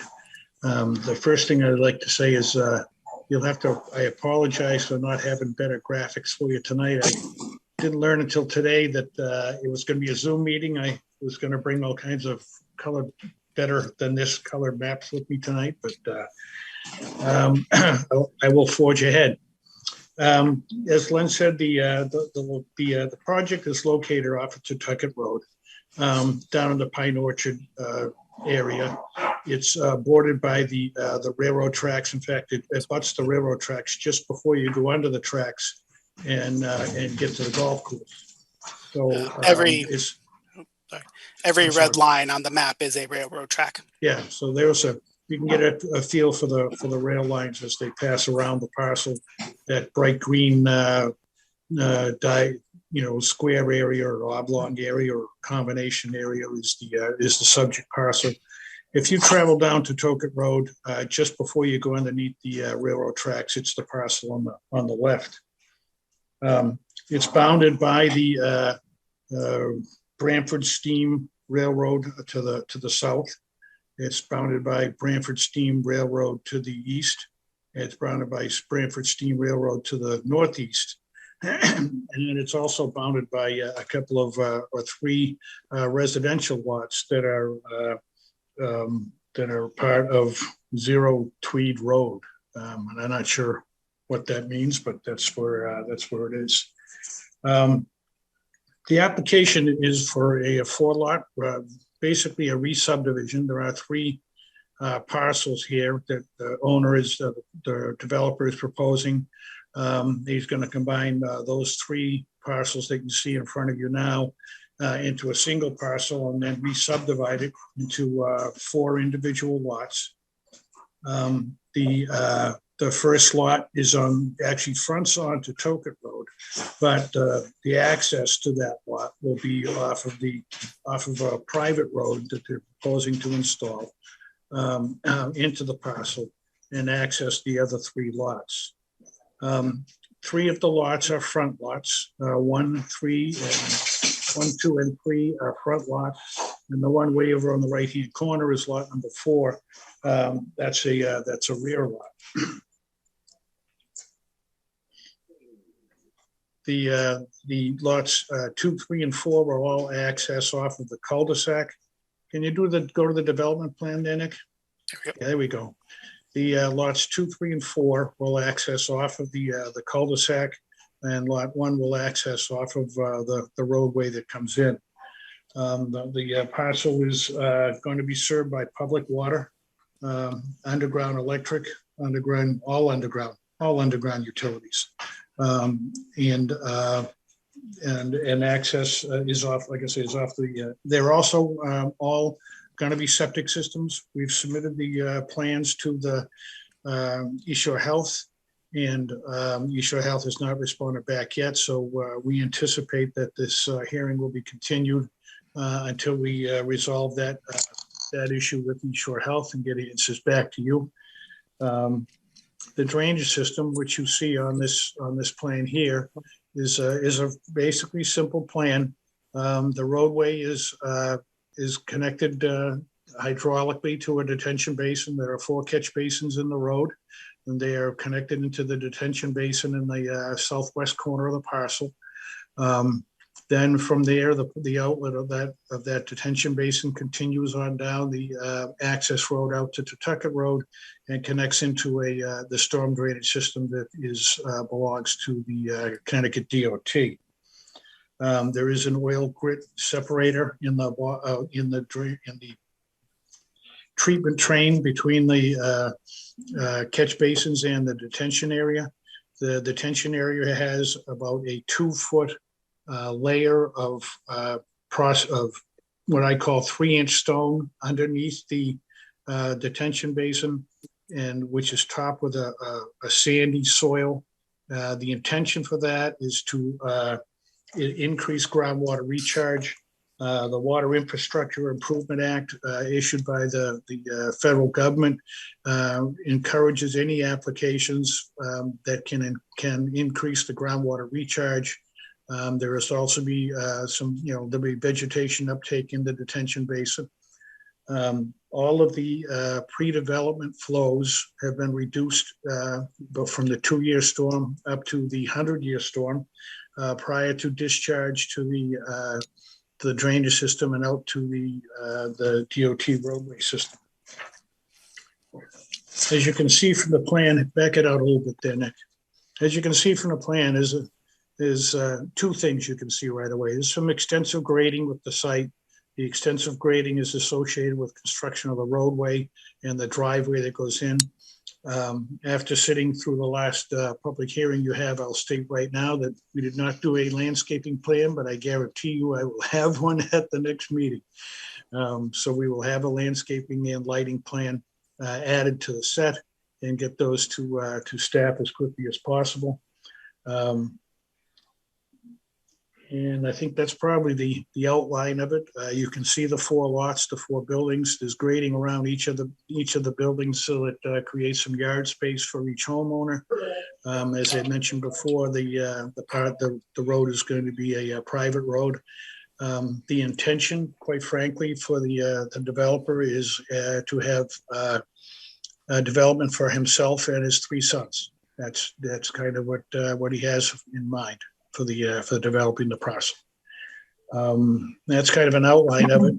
We have received comments from engineering, and we have received planning comments. We're in the process of incorporating those comments, and I think probably the only one that really hit me hard was the one that mentioned that there wasn't enough width on lot 2. There was a typographical error in the schedule that we put together.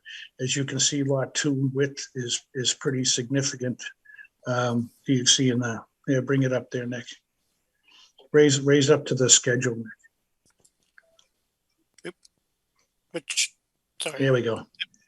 Yeah, you can see in lot 2, the third line down. Yeah, blow that up, Nick. Trying, it doesn't.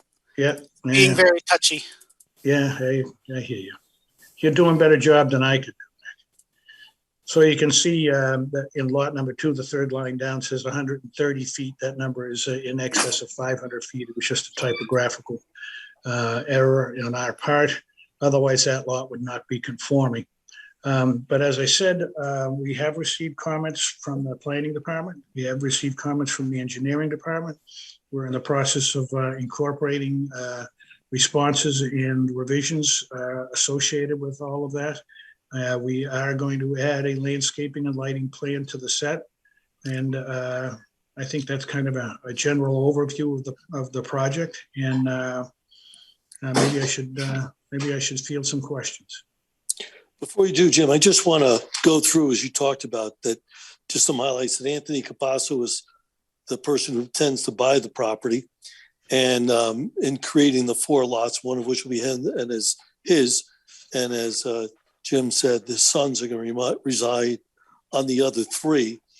And just to note that it meets the bulk standards as Jim went through, including both Pine Orchard and Branford. And the lots do range from 54,000 to 107,000 square feet. The road will come down. They're proposing to create a cul-de-sac, as Jim mentioned. And they're trying to create like a family compound, if you would, to reside. I just want to hit upon some of those highlights. Thank you. Chuck, can you share? Thank you, Mr. Fasano. Is your presentation complete at this time? Yes, I think we're open to questions at this point. Okay. Yes. Okay, thank you. What we'll do is we'll first turn it over for Evan to summarize the staff report, and we'll see if ask for a question. After Evan does that, we'll ask for questions, comments from commission members before we open up to the public. So you want me to stop screen sharing at this time? You can leave it up. Okay. So Evan Browning, Assistant Town Planner. I think Mr. Galligan did a good job of going over the highlights of the project. And he did state that he received both my comments as well as from the fire marshal and the town engineer, which they plan to incorporate into their some updated plans for us. So I'll just run through some of those comments pretty quickly. In our subdivision regulations, a requirement that any significant trees within 50 feet of the existing street shall be indicated on plans. I did not see that on the submitted materials. He also commented on the lot width of the proposed lot 2, which now that he's pointed out which specific lot that is, we can clearly see that they do meet that requirement. So we also reached out to the Pine Orchard Association zoning enforcement officer, Laura Magarassi. She has indicated that they are compliant with their regulations, and she plans to get us something in writing prior to any approvals. So we'll reach out to her and try to get that to us as quickly as possible. The applicant also indicated verbally to us that they plan to satisfy the open space requirement with a fee in lieu of any actual open space to be dedicated. Staff would also like the applicant to add a note to the plans that indicate that techniques discussed in section 3.05 for solar access and energy efficient patterns of development have been considered and employed as appropriate. A soil erosion and control plan was also provided by the applicant. No street tree plan was submitted along with that. Staff would like the applicant to confirm if they plan to have any, or if the proposed roadway is to be privately owned or a public road. I believe the town engineer had commented on that, and they had also expressed to us that it would be privately owned. We'd just like to see a summary of how this roadway would be maintained. I assume it would go along with the proposed drainage system as well. Section 401B, street planning. Streets should in general follow the contour of the land and should have a location and grade which preserves natural terrain. Staff would like the applicant to demonstrate why the proposed grading is necessary. Additionally, staff would like the applicant to articulate why the street could not reasonably and conveniently be extended into adjoining land and that alternate through street layout is not feasible. Section 4.1B also says that dead-end streets and dead-end street systems are disfavored because of their limited accessibility. So we'd just like the applicant to comment on that on the revisions that they prepare. Staff would also like the applicant to confirm if the proposed grading for the cul-de-sac is over the 3% maximum. I believe they meet the rest of the requirements from the street design and construction standards. No sidewalks are proposed as a part of this application. Staff recommends no sidewalks be required for this project. The applicant proposes a septic system, and they've already commented that they will be reaching out to the East Shore Health District, as we will need to have a approval from them prior to this commission being able to make a decision. He had also indicated that they plan to connect the storm drainage to the state of Connecticut system, as well as have all the utilities underground. Thank you for clarifying that. No street light is indicated on the significant plan or the submitted plans, but hopefully the newly submitted ones will speak to whether or not there's any street lighting proposed.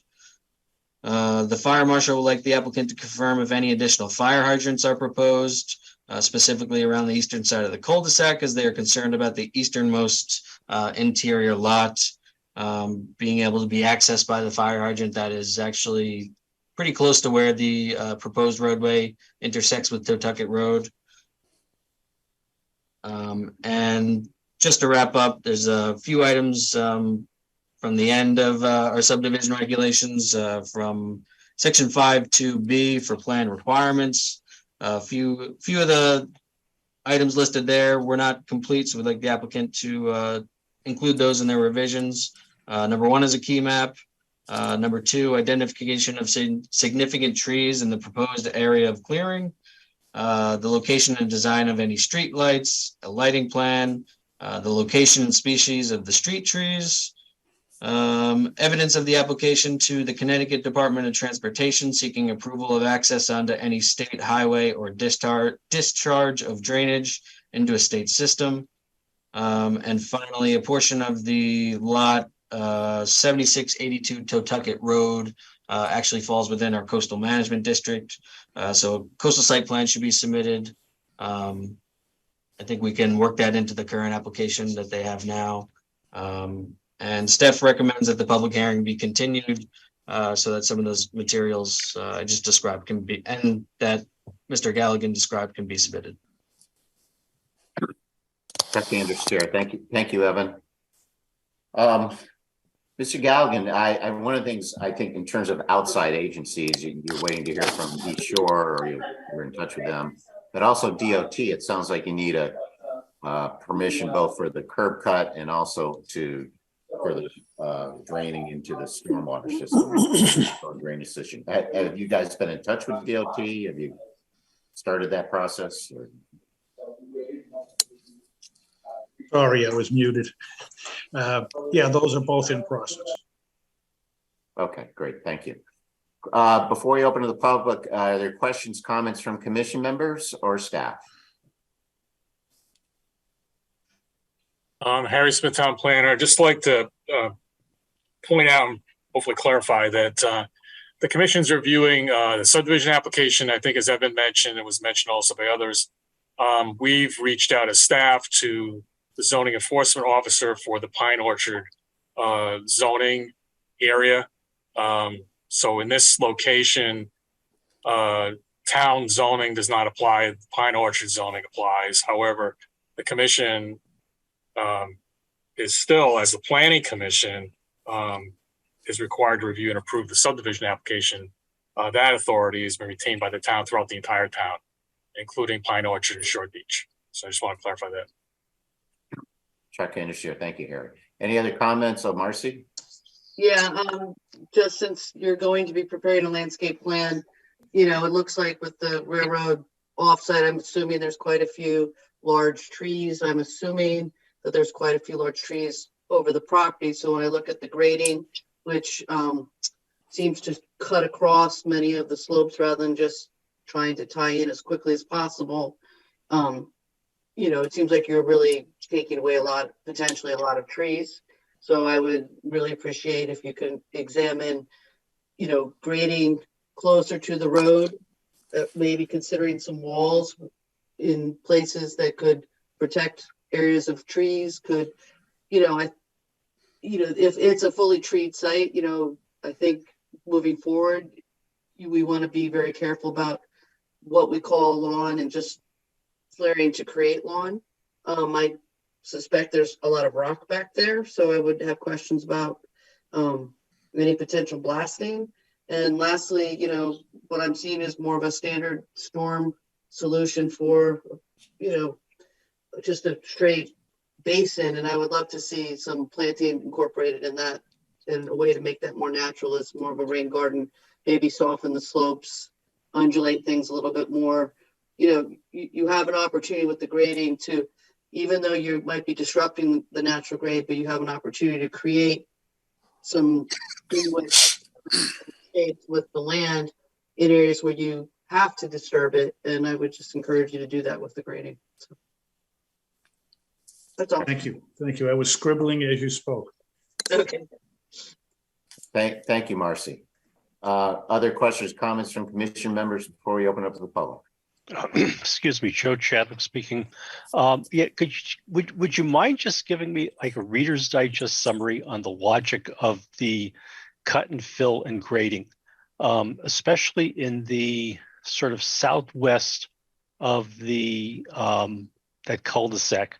It just seems like an awful lot of grade drop. And when I looked at it today, I'll confess I was looking at it on my phone and trying to read the existing grades compared to the new grades wasn't very easy, but it just seemed like an awful lot of manipulation.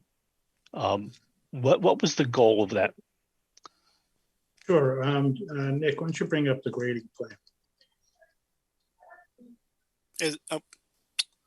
Hold on. I saw that I had that still up. Screen share.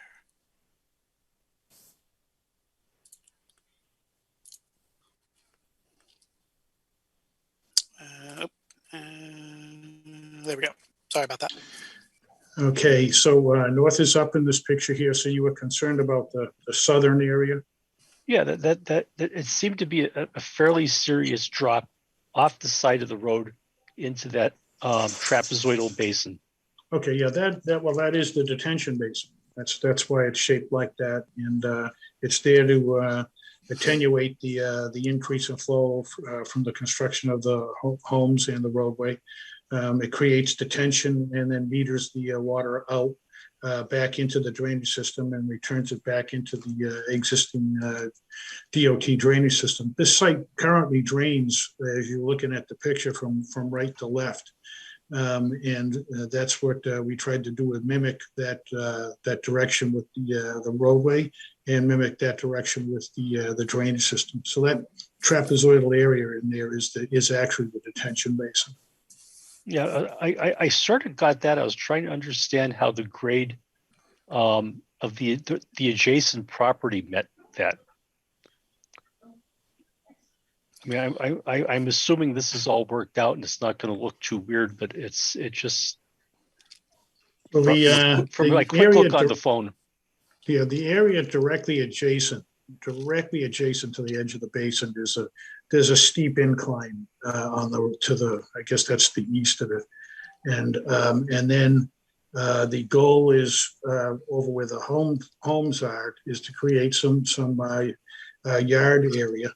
Mr. Capasso had a vision of these two homes here kind of being up on a knoll and looking down over the cul-de-sac. So that's kind of what the way those two properties are graded, so that he has this, almost like a plateau area up above the cul-de-sac, so they could look down over the neighborhood. And if I may, I heard somebody talk about blasting. In these specific areas, the houses are set very close to existing grade. Like you can see the existing contour here is 58 and 60, and we've got first floor set at 59.5. And similar over here, the 60-foot contour runs through, and we're at 61.5 with the 62 contour next to it. So it's not too far off from existing grade on each of these two houses. And a large amount. Harry, for the record, that was Nick McClay for our office. Nick, make sure you identify yourself. Hi, sorry to interrupt. It's Marcy again. So are you telling me that you're not going to be having basements and these are going to be slab on grade? No, these are houses with basements. So there'll be, still 8 feet into the grade. 8 feet. Yep. Stand probably just like your house. Mine's 1600 in Stony Creek. So I have a 5. But you're going to have open areas over the septic when you go to create the septics. Yeah. When you take that lower left lot, I'm not sure what the pitch is, but you could follow the form of the cul-de-sac and still create a view up the hill without sheet flowing the entire front to the cul-de-sac. I think that's very angular. And then the area on the northern side of the cul-de-sac is very steep. I think that's an opportunity to maybe consider putting a wall in, so you can save some trees. And what's that pitch? You've got all that water flowing right down in that house. I'm concerned about the drainage at that house and the drainage around that house, for example. I hear you loud and clear, Marcy, as I look at this plan. So. Yeah, and then again, where the septic is to the right, you bring in the outfall from the last house along the property line rather than maybe following the cut along the road. If there were a way to design that septic so that the pit and whatever could follow more closely the clearing of the road into that leaching field, you might be able to protect some of the natural buffer and develop that edge with native plantings, because I suspect the railroad area is heavily wooded, just for your benefit, we had I'll use it. We have the phrase, we had quite a time with locating the septic, so I'm not going to be able to shift those around too much, but I definitely hear what you're saying about the grading, and we'll have a change for you. Okay, appreciate that. Sure. Chuck and Sharon, any other questions, comments from commission members before we open up to the public? Chuck, Fred Russo. Fred. A question to the applicant. That's a pretty long road that's servicing independent lots. So is that going to be considered a right of way, or will that be declared a town road at some point in time? No, this is going to be a private right of way. It's a private road just for, it'll be, for lack of a better term, common ownership of the 4 homes. Okay. Thank you. Chuck and Chair, any other questions, comments from commission members or staff before we open up the public? Hearing none, then let's open it up for public comment. Evan, you want to run through again the process for public participation? Sure. So anyone that would like to speak, down at the bottom of your screen, there is a reactions button. Once you select that, you can further select raise hand to indicate that you'd like to speak. You can also type into the chat that you'd like to comment or ask any questions. And if all else fails, you can just wave in front of your camera. I'll try to catch you. Looks like we do have somebody already. Amy Bloom, would you like to comment? Yes, can you hear me? Yes. Okay, I got to figure out how to lower my hand now. All right, thank you. My name is attorney Amy Bloom with the law firm of Burstein, Volpe and McKeon, and we represent Enrique Salas Romer, who is an abutting property owner. Property address is 74 Totucket Road. With me tonight is our engineer, Michael Ott, who's reviewed what has been submitted. It sounds like from the comments tonight that they plan on submitting completely new plans. So I'm not sure where we go with this. However, I will let Mr. Ott take over and speak to the deficiencies with the plan that's before the board tonight. And hopefully you can let him in. Harry Smith, town plan. I just made him co-host, Evan. Okay. It's Summer Hill Planning. Thank you, Harry. Good evening, everyone. Just for the record, I'm Mike Ott. I'm a licensed professional engineer and land surveyor with Summer Hill Civil Engineers, and our office is at 60 Wall Street in Madison. I'd like to make sure that we've reviewed the set of drawings and the engineering report that was submitted, that were submitted in support of the application. We've had a 1 week period to do this as of today. And we just finished our review letter this evening. So the commission, town staff, and the applicant have not seen it. I wanted the commission to know that I did reach out to Jim Galligan at Napus and Young on Wednesday, and he and I spoke, on Tuesday, he and I spoke yesterday, and I let him know that we would be reviewing the application. I think the attorney, Attorney Lee, was also notified by Attorney Bloom that we would be reviewing the application also. So I just want to make sure the commission understands that. I don't want anyone to think that we're in the practice of submitting a letter at the last minute and not having given the applicant time. It was also my understanding that this hearing might be continued this evening until the next meeting. We learned yesterday that we should complete our letter. So again, that's why it's you haven't seen it yet. I think so. In my review of the plans, I found a number of items that I think need to be addressed. I think the biggest item is stormwater management. Could I share my screen and show one of the applicant's drawings, or the commission, if Harry wants to share it?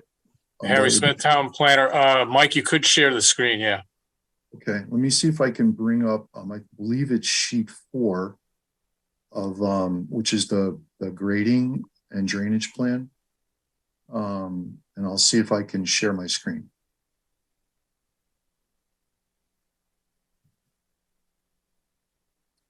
Okay, so can the commission see my screen? Yeah, it's viewable. Okay, thank you. So with regard to stormwater management, I believe, and I'm kind of paraphrasing from my review letter, which we were, by the way, we were told by town staff in the planning department today that we should submit this letter by email tomorrow morning. I'm going to kind of paraphrase from my letter regarding stormwater management. I believe that the intent of the overall stormwater management plan here is to create the stormwater infiltration basin that Jim Galligan talked about, and There's a statement in the engineering report that indicates that all stormwater discharges from the site will be eliminated from for the full range of design rainfall events, meaning the 2-year through the 100-year event. If you study, there's no, one of our comments is that there are no existing condition or developed condition drainage area maps or catchment area maps submitted that depict the surface water drainage patterns in both the existing condition and the developed condition. But if you study this plan, I think it's pretty, if you study the grading, it's pretty apparent that there are large portions of the developed areas, the proposed developed areas, that will not make it to the infiltration basin. There's also about 220 feet of roadway that will not be able to enter the infiltration basin. The infiltration basin is largely in a cut in an excavation required to construct it. The NRCS published soil types are not provided on the drawings, but when you look them up, you'll see that in the area of the basin, the soils are classified as eudorthins, which are disturbed soils. There is no, to my knowledge, at least not in the submitted materials that we were given to review, there's no subsurface investigation in the basin area. There's no test pits, there's no borings. And again, the basin is largely in a cut. So we don't know where the groundwater table is, and we don't know if there's rock removal required to build the basin.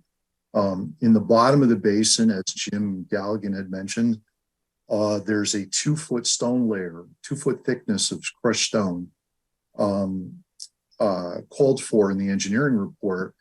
And I believe that the intent of the basin is to, the design intent of the basin, I think what the computations I reviewed are showing is that the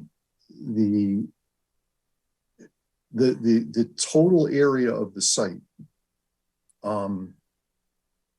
was computed, and the runoff, the stormwater runoff volume depth for the 100-year event of 8.2 inches or so was used to compute the volume of rainfall that would fall over the entire site. And from that depth, the percentage of that would be turned into runoff was computed.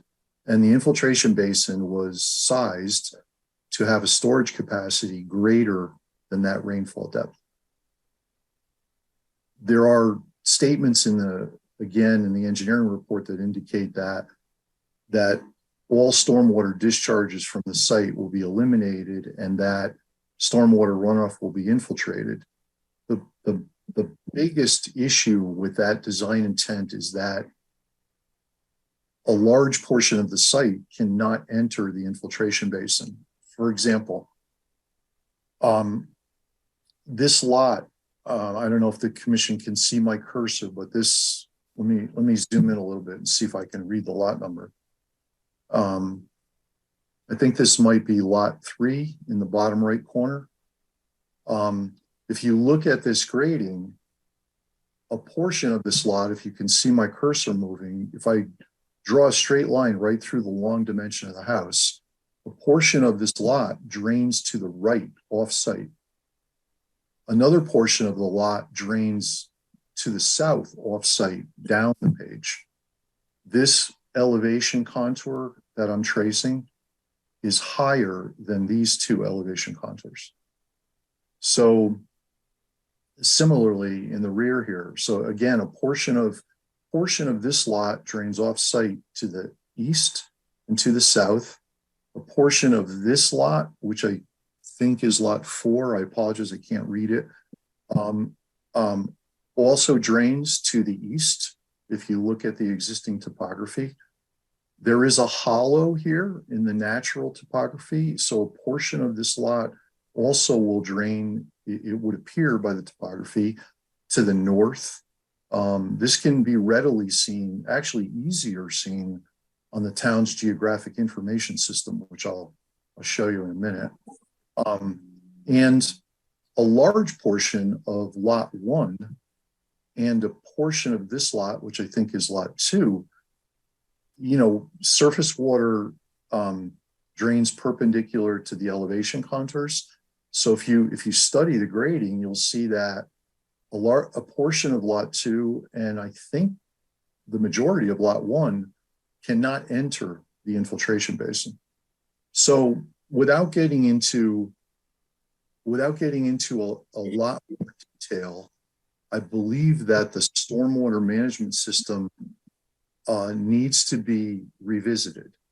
It needs to be coordinated with the overall grading of the subdivision, all of the lot grading.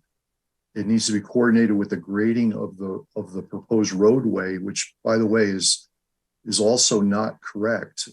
It does not reflect the curbing that is called for in the engineering report, as well as the details. And that curbing is actually important with regard to where surface water will go. So I believe that the entire stormwater management system needs to be revisited and reviewed and revised and be coordinated with the overall lot grading and the roadway grading. There are, in our letter, we go a little bit further and list all of the computations and supporting materials that really should be submitted as part of a proper hydrologic and hydraulic analysis for the stormwater management system. And those would include existing condition and developed condition, drainage area maps, the computation of runoff curve numbers and times of concentration, hydrologic computations, including routing of stormwater flows through the basin, storm sewer design computations, outlet protection computations, water quality volume, and groundwater recharge volume computations, and the hydraulic computations that the Connecticut DOT will likely be interested in also regarding the ability of the state's drainage system to accept stormwater runoff from the proposed roadway drainage system. So I think, I hope that wasn't too much. I think I'll stop there and answer, be glad to answer any questions that staff or the commission may have.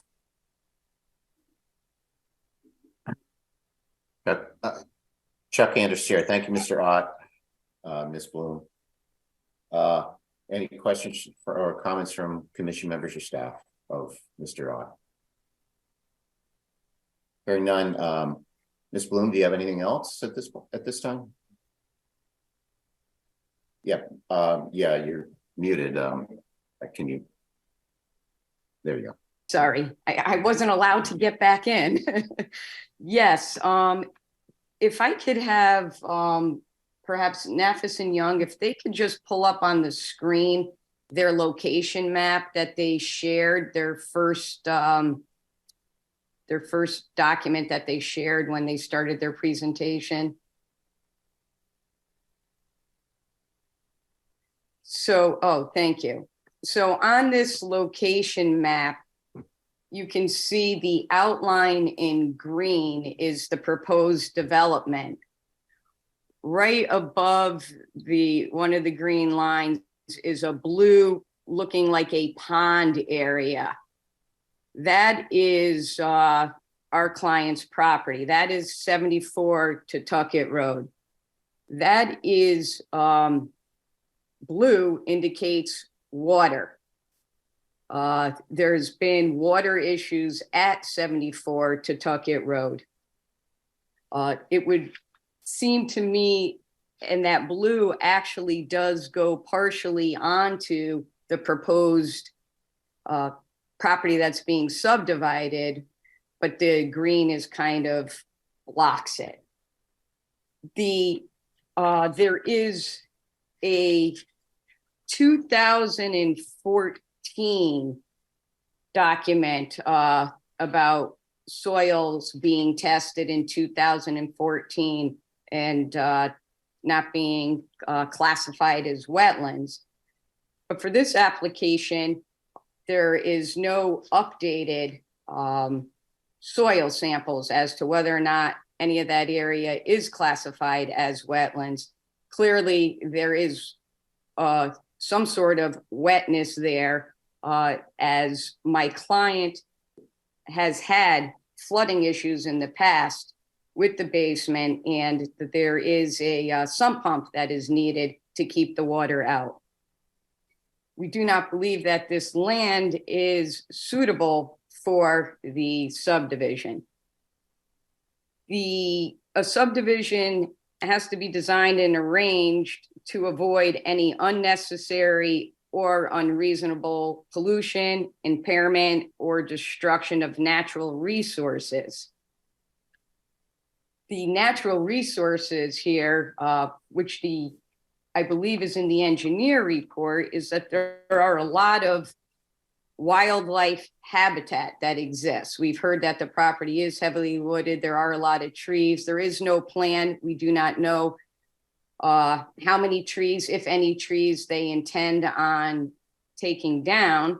But as we heard from Dr. McCarthy earlier, large trees remove the pollutants, and these trees need to stay, as well as creating a noise buffer from the railroad. There are peeper frogs located there. There are box turtles, and there are all sorts of wild habitat there.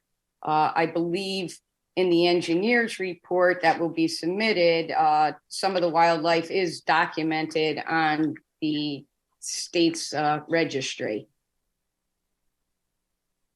Blasting. We've heard about blasting, that there is a possibility of blasting. There is ledge there, there's rock there, yet there's no mention of any blasting in the application. In accordance with the zoning regulations, if there is blasting, the amount of the blasting and the location of the blasting has to be included in the application, and that's not here. The subdivision has to be designed and arranged to enhance, where possible, and avoid unnecessary or unreasonable harm to the community resources.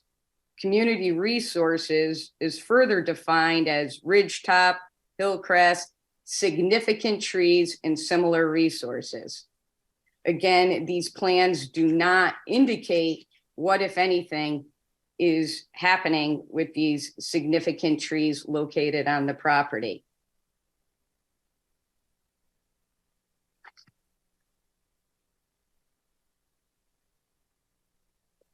I did have issues on the lot layout, but that was clarified in the applicant's presentation that lot 2 does meet the width requirements.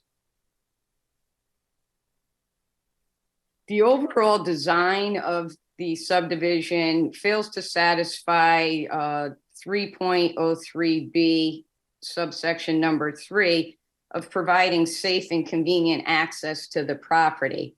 The proposed drive into the property is located in an area where sight lines are obstructed and is dangerous. The overall design further fails to satisfy section 3.03B number 4 by providing the grading and drainage that doesn't adversely affect abutting or downstream properties. Again, as the engineer said, the stormwater management plans as submitted do not do what they're supposed to do and should not be approved. Open space. We did hear the assistant town planner say that the applicant proposes a fee in lieu of the open space. However, 3.04 of the subdivision regulation says that the subdivider shall submit a map showing where the open space land is located or would be located if a payment of a fee in lieu of the open space or other open space arrangement is not accepted. There's no indication why there cannot be any open space on here, or if a fee in lieu is not approved, where that would be located. 3.08 tree planting. We heard so much about trees tonight, and I can even go much further into it, but to say that it's intended to preserve and enhance trees and the tree canopy in order to contribute to the community character, decrease storm water runoff and erosion, and provide shade and reduce air pollution. So I guess when we get the revised plans and a landscaping plan, we need to assure that the tree planting is in there and as many trees can be preserved. The applicant did indicate that the road was going to be private. There's no indication of how that private road would be maintained, let alone the stormwater management system. If the commission were to approve this subdivision application, we ask that there be some sort of stormwater management agreement and or management maintenance agreement concerning the road that would be recorded on the land records, detailing how this area is going to be maintained and the ability of the town to come in should the applicant not maintain the stormwater system as well as the private road, as not to cause damage to the abutting property. There is no street lighting plan. There's no approval from the health department. There's no letter from the Regional Water Authority. The health department approval and the Regional Water Authority letter are supposed to be attached as part of the zoning application per the questions located on the subdivision application. Again, we ask that there be a requirement that a soil scientist be employed to go on the property to indicate what soils are located there, as there is concern about wetlands on our client's property as well as on a portion of the property sought to be developed. There 76-82 Tutucket Road, which is one of the properties in this application, is within a coastal boundary as stated by the assistant town planner, and the applicant has not submitted the coastal site plan application. This coastal site plan application is required to be provided with the subdivision application, and that is also deficient. The final issue is that there is a right-of-way over 74 Tutucket Road, which was specifically a right-of-way to be used in connection with the existing house on 66 Tutucket Road. That right-of-way cannot be used for the other lots or a new house to be located on 66 Tutucket Road. Therefore, as part of this subdivision, that right-of-way should be abandoned since they are going to be moving that house. In addition, to the extent that the plans indicate that 66 Tutucket Road was going to use the existing water connection for the new house, if that water connection is located in that right-of-way, it cannot be used for a new home. It was only for the purpose of the existing home. And that deed is recorded in the Branford Land Records in book 977, pages 805 to 806.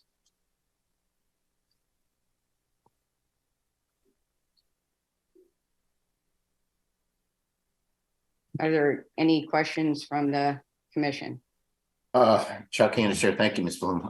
Do you have a letter to this effect, or are you just reading? Or Just an outline. Okay, no, I just want to see if you want to put anything written in the record, just, okay. Okay, no, Can I ask a question, Chuck? It's Marcy. certainly, Marcy. My understanding is that they were combining the lots to then create a new subdivision. So legally, doesn't that, make the prior information null and void if we approve the two?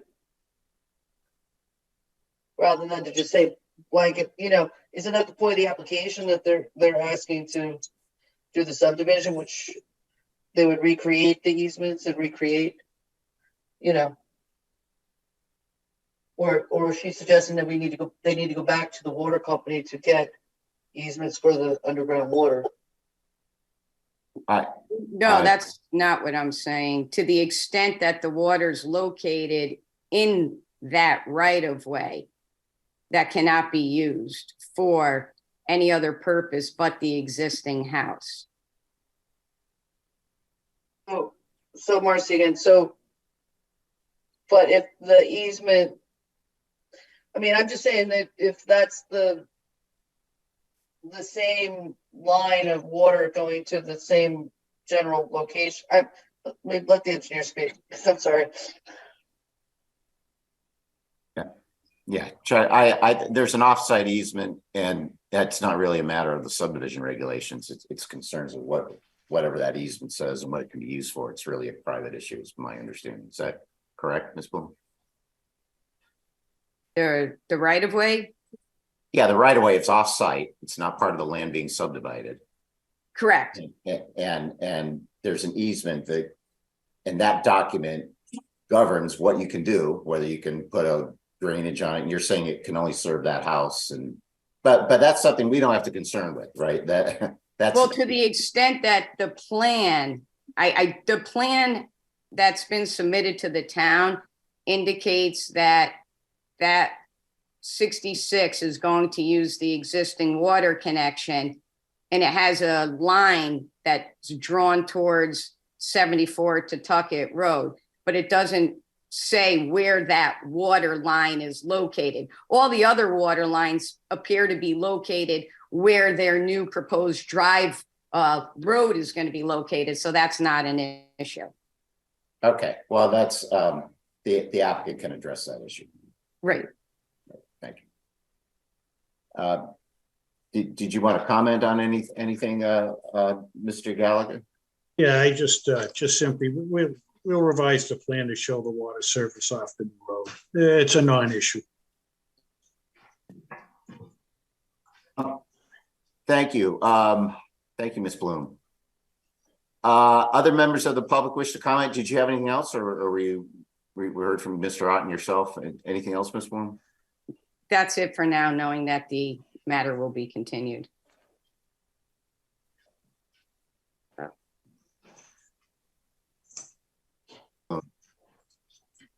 Who's up? All right, looks like up next, somebody entitled Tweed. If you could please just confirm your name before you ask any questions. Yes, my name is William Tweed, and I'm a landowner right next to the property that proposed to develop. And my concerns are many. We'll start with the environment. This property holds everything from deer to bobcat, coyotes, box turtles, owls, foxes. There is an array of wildlife back there that is just unbelievable. And also, we had this pond back there that my father had put in many years ago that stopped the water flow from going down to the property of his original house. And Diana Ross came up to the pond because I wanted to fill it in when West Nile came along. And she says, no, you cannot fill that pond in. There's some rare frogs in there. Now, the people that purchased the property from my family, without contacting anybody, just went right ahead and filled in the pond without any permission. They just went ahead and did it. The property sat for another 4 or 5 years before anybody looked at anything And then they came up and they did this, everything grew over. You couldn't even really tell there was a pond there. But it was a man-made pond, but Diana Ross had a real concern about the frogs that were in that pond. It would not let my family fill it in. So that's a concern. Another one of my concerns is that the property, lot number 3, I believe it was, is 42 feet off of my property line, which is right next to my house. It's right in the paddock, right in my backyard. I don't really want a house right next to my house because that's going to decrease the value of my home. And I'm not too happy about it. That's about all I have to say for now. Chuck Chair. Thank you, Mr. Tweed. Who's next, Evan? Christopher Curl. Hi, good evening. Hi, Chris Curl. I'm an adjacent property owner as well. Can you hear me? Evan, I guess if you could indicate. Yep. I think Attorney Bloom probably addressed a lot of the specifics with the property. I have the property that is to the north, direct to the north of, I guess, what would have been plot 4.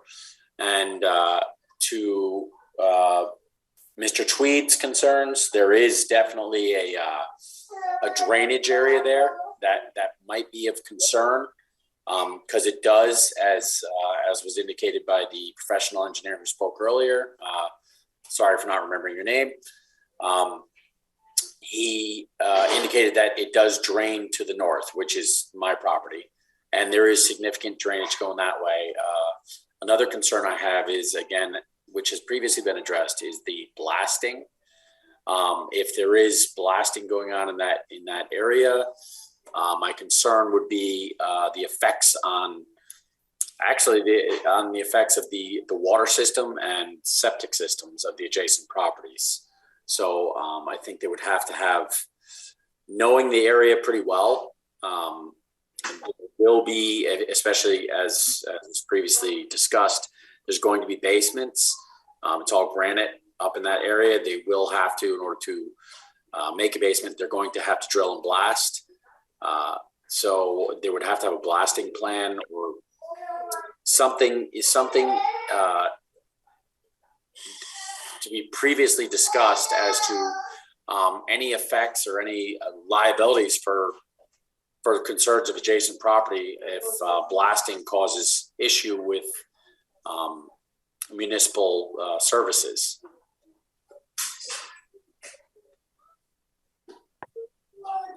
Chuck Anders, thank you, Mr. Curl. Is that it? Any other? Yeah, I agree. I think it's an awesome idea that they're doing a family property. I like the idea. I'm not specifically against the idea of the development, but Mr. Tweed has addressed some of the concerns, as well as Attorney Bloom. There definitely will have to be blasting, and they will have to address the drainage and get it more towards the basin. And being familiar with the area, I do see drainage as being an issue. Chuck Chair. Thank you, Mr. Curl. Thank you. Evan, any other member of the public wish to comment? I believe Mr. Tweed would like to comment again. Yes, I have to agree with this blasting. It is solid ledge up here. I grew up here. This was my family's property. And one other thing I forgot to address was the noise from when they take down all these trees. I mean, the growth up here is 80-year-old trees, 50-year-old trees. There are some 100-plus-year-old trees up here. I mean, I looked at that plan, and some of that road is going to just wipe out a whole bunch of these big trees. I mean, they're going to really have to figure out a way to jockey around this stuff. But the noise from the Amtrak will be so much louder, and that'll decrease the value of my property also. Okay, that's it. Thank you. Thank you, Mr. Tweed. Evan, anyone else? Any other members of the public wish to comment? Just one more time, if anyone would like to speak, down at the bottom of your page, there's a reactions button. You can select raise hand if you'd like to comment or ask any questions. I do not see anyone at this time. Great, thank you. Okay, is the applicant, okay, we're going to continue this public hearing to our July 7th. Does the applicant have any additional comments you would like to make at this time before we continue it? Yes, I'm actually going to be away July 7th, so I was wondering if you could choose a different date. Okay, we could, Harry, we could do the second meeting? We could do it on the 20th. The next meeting actually will be on the 6th, just to be for clarity. Excuse me. Yeah. But if that's not going to work for you, Mr. Galligan, I believe we'd be in 35 days. Let me look. We can certainly grant an extension if we need to Okay. get to July 20th. That's not a problem. Okay. That is Attorney Tim Lee, correct? Yes, thank you. Good evening, everybody. Good evening. We'll accept the extension just in case we need it to Sure. 7/10/20, I guess. Does that work for everyone? Thank you very much. Yeah. My wife thanks you too. Okay, so any other questions from commission members or staff? Okay, so hearing none, then we will continue this matter to our Zoom meeting on Thursday, July 20th. Mr. Chair, one question. Yes. We're going to submit some revised plans as per Evan's request. When would you like to have us submit those plans by? Is there a deadline to get them into the town? Harry, what would be good for the staff? Well, I think in fairness to some of the abutters and some of the professionals working for them, I would think, given the fact it's going to be 2 meetings out, if you could do it at least 2 weeks before the 7/20 meeting, that would, I think, be enough time, I would hope. Okay, thank you. Reviewed. So that would be July 6th, I guess. You could. Yeah. Okay, anything else? Okay, so we'll again continue this public hearing to our July 20th meeting. Brings us into item number 5, which is John M., our town engineer, Hefferly, for the town of Branford. This is a special exception modification to add a municipal above ground fueling facility and special exception for associated grading changes as per section 6.8 and oversized accessory structure. And this is at the, I guess, at the fire station property at 3949 North Main Street. And my understanding is that our town engineer is presenting that and asked that we open and continue this matter without testimony until, again, it sounds like a big meeting, July 20th meeting. Is that correct, Harry?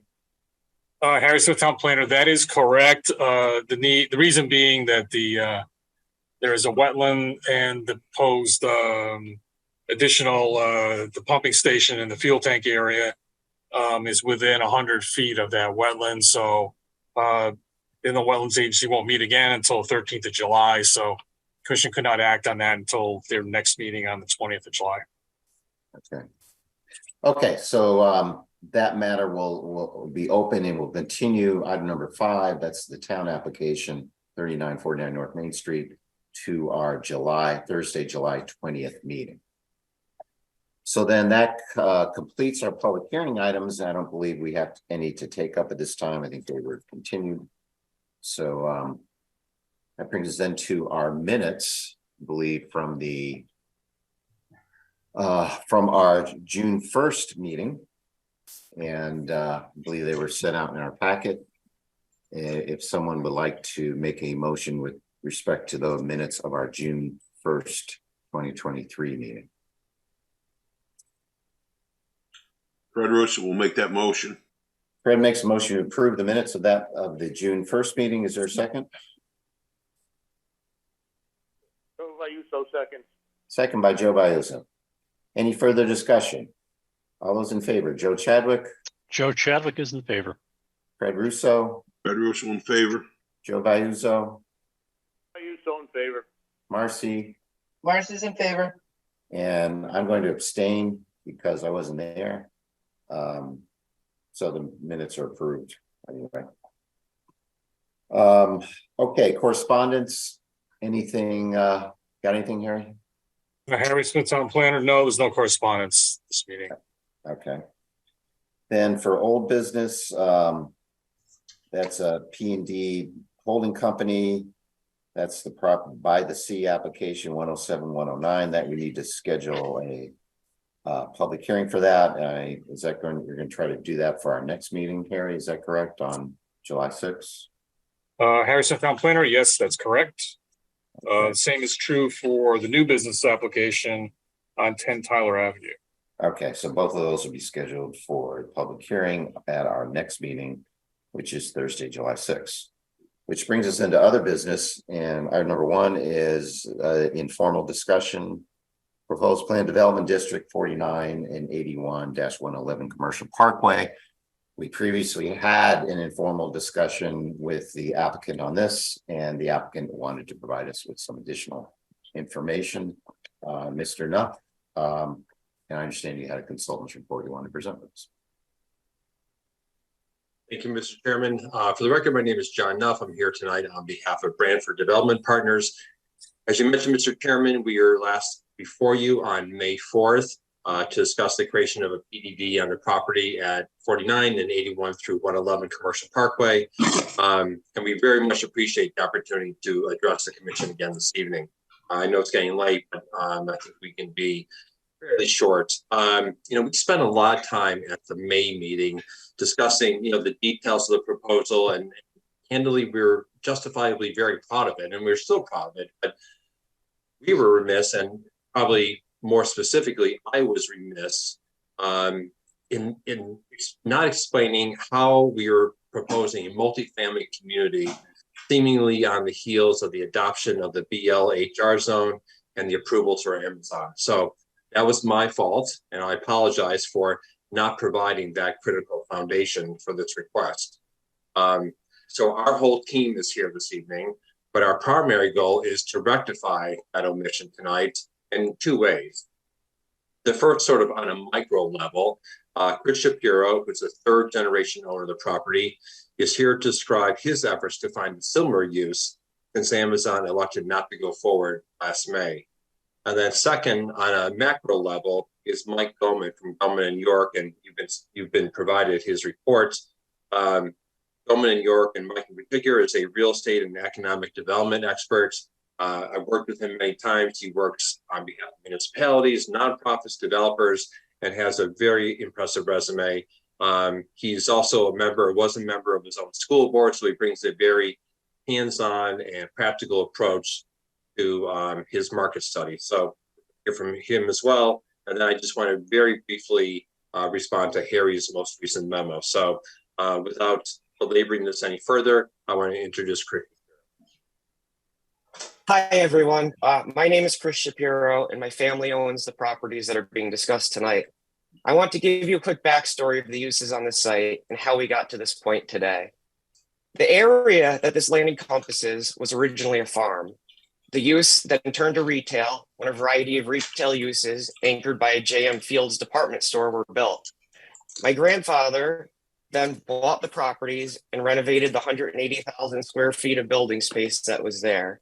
He used the property to manufacture shirts and relocated their corporate headquarters there, which was based in New Haven before. He sold his business in 1984, and part of the deal was that he retained ownership of the properties. Unfortunately, the buyers of the business ended up going bankrupt years later, and the property and buildings were abandoned and left to us. The zone was then switched back to retail as manufacturing went overseas or to cheaper parts of the country. In 1997, Stop and Shop went into contract with us to do a development on the property. They were approved in Branford, but were denied by OSTA. OSTA said to come back when their Amtrak bridge widening was completed, and that it would only take a few years. Well, flash forward to 2013, 16 years later, and it was finally completed. But by then, the world changed. Stop and Shop was not interested in developing, and even if they were, the increased traffic in the area precluded it. So they walked away in 2013 after holding us in contract that whole time. Immediately, we started aggressively marketing it. We didn't get one serious offer. The retail world had changed, and anyone that did inquire quickly dropped interest after learning about the traffic situation. It was after some discussions with Harry, many years later, that he brought up the idea of hybrid zoning. And thanks to him, we applied and the zone became BLHR in 2020. 7 years after we were released from our contract with Stop and Shop, and 21 years since Stop and Shop had applied and was rejected. Harry and I worked hand in hand to develop the BLHR zone because the town and commission recognized that given the traffic, the current zoning wouldn't work. Besides just explaining the history of the site, I want to emphasize that there is a history of this land having to change zones many times to meet the current demands and market reality. When the POCD was updated last time in 2019, the development challenges and failures of Exit 53 were recognized. To address this, the POCD recommends that, quote, additions or changes in uses should be considered. One idea that it brought up was the creation of a hybrid zone. However, and relevant to our discussion tonight, it also notes that specific uses at Exit 53 should be considered based on, quote, market conditions. Thanks to the fact that the commission shared this vision, and at the time warehousing was seeing a massive boom in demand, the BLHR zone successfully led us to securing Amazon. When Amazon decided to seize nearly all development in the country, including our last mile facility, I know that many members representing the town were extremely disappointed, as there was finally a solution in the site that worked. I want you all to know that we did our best to try and find a suitable user that was zoned for the site. We immediately made every attempt we could to land a replacement as quickly as possible before we were impacted by another substantial change in the market. Unfortunately, we were too late. The market had changed substantially, and just like the retail world had changed by the time Stop and Shop left, the industrial warehousing world was similarly changed by the time Amazon left. We continued to engage the services of the same brokerage firm who brought us Amazon. In addition to them, we also added another consultant with decades of development experience and relationships that span the development world, including warehouse distribution users. The three of us made every effort possible to replace Amazon with an industrial commercial user, and we couldn't find anyone. We shopped the site and approved plans to other last mile users like FedEx, UPS, or general contractors like XPO Logistics. No one was interested. They all said the market changed and they weren't expanding, at least to the Branford area. We were stunned at the lack of interest. If there is one thing that developers like, it's certainty. So even if they could not replicate Amazon's facility, they at least knew how receptive the town was to this type of use. Despite all of that, nothing, with the exception of one or two whose tractor trailer traffic simply could not be accommodated. Keep in mind the beauty of Amazon. Most of the traffic was vans, not tractor trailers, and they could come and go during off-peak hours.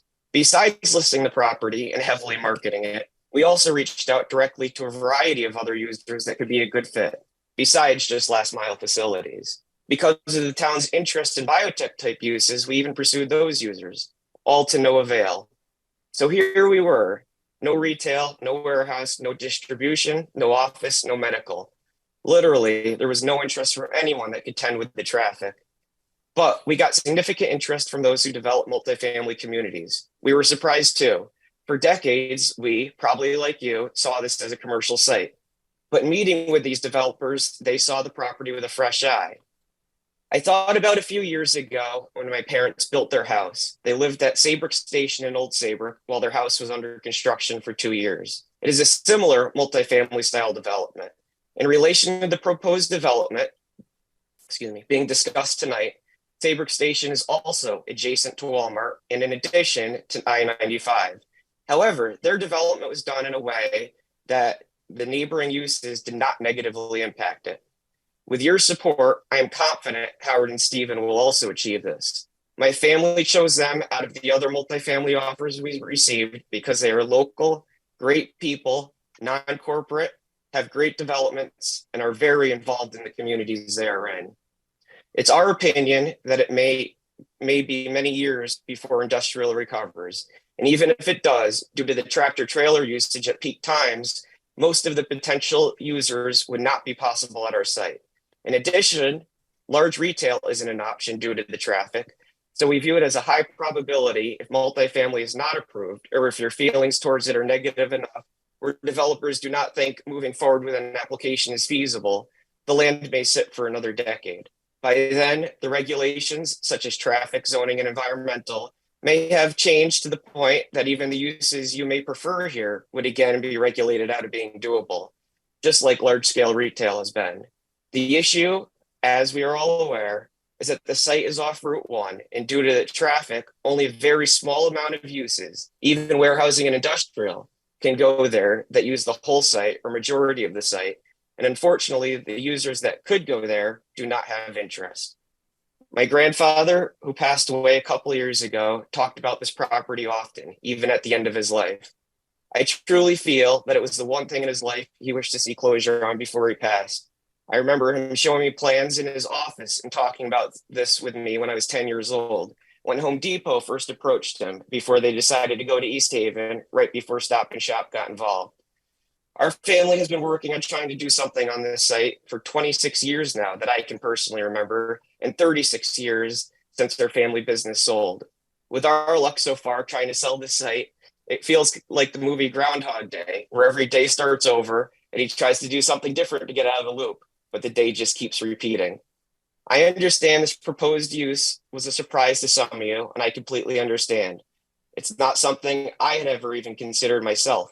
However, after educating myself on it these past 9 months, I'm confident that it's a good fit for our site, will not negatively impact traffic, will be an asset to the community due to the current and future demands for this housing type, and will be a product different from the multifamily housing that currently exists in Branford.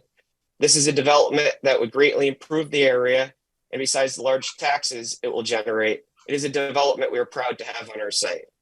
Thank you very much for the opportunity to address you all. Thanks a lot, Chris. Next is Mike Goman.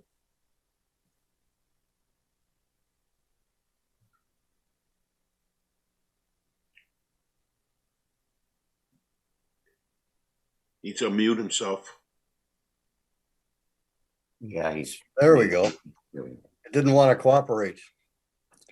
I think Sarah from Attorney Nuff's office is going to pull up a slide deck here and run it for us. But good evening, Mr. Chairman and members of the commission. As Attorney Nuff mentioned, my name is Mike Goman. I'm a principal in a firm called Goman and York Property Advisors. We're based in East Hartford and have additional offices in Florida, South Carolina, and Texas. I started the firm in 2008. It became Goman and York in 2011. I run the advisory services side of our business, and that's focused on projects like this, commercial real estate and economic development related projects. My experience in commercial real estate is more than 40 years, something over 55 million square feet of development and roughly $4 billion in value of projects developed. As Attorney Nuff mentioned a minute ago, our clients are pretty varied. We do a lot of work for institutional owners like large healthcare systems and universities, anybody who owns a lot of complicated real estate. We do a lot of work for government agencies, both state and quasi-state agencies. So in Connecticut for the DOT, and for folks like the Capital Region Council of Governments and the Western Region Council of Governments and Capital Region Development Authority and so on.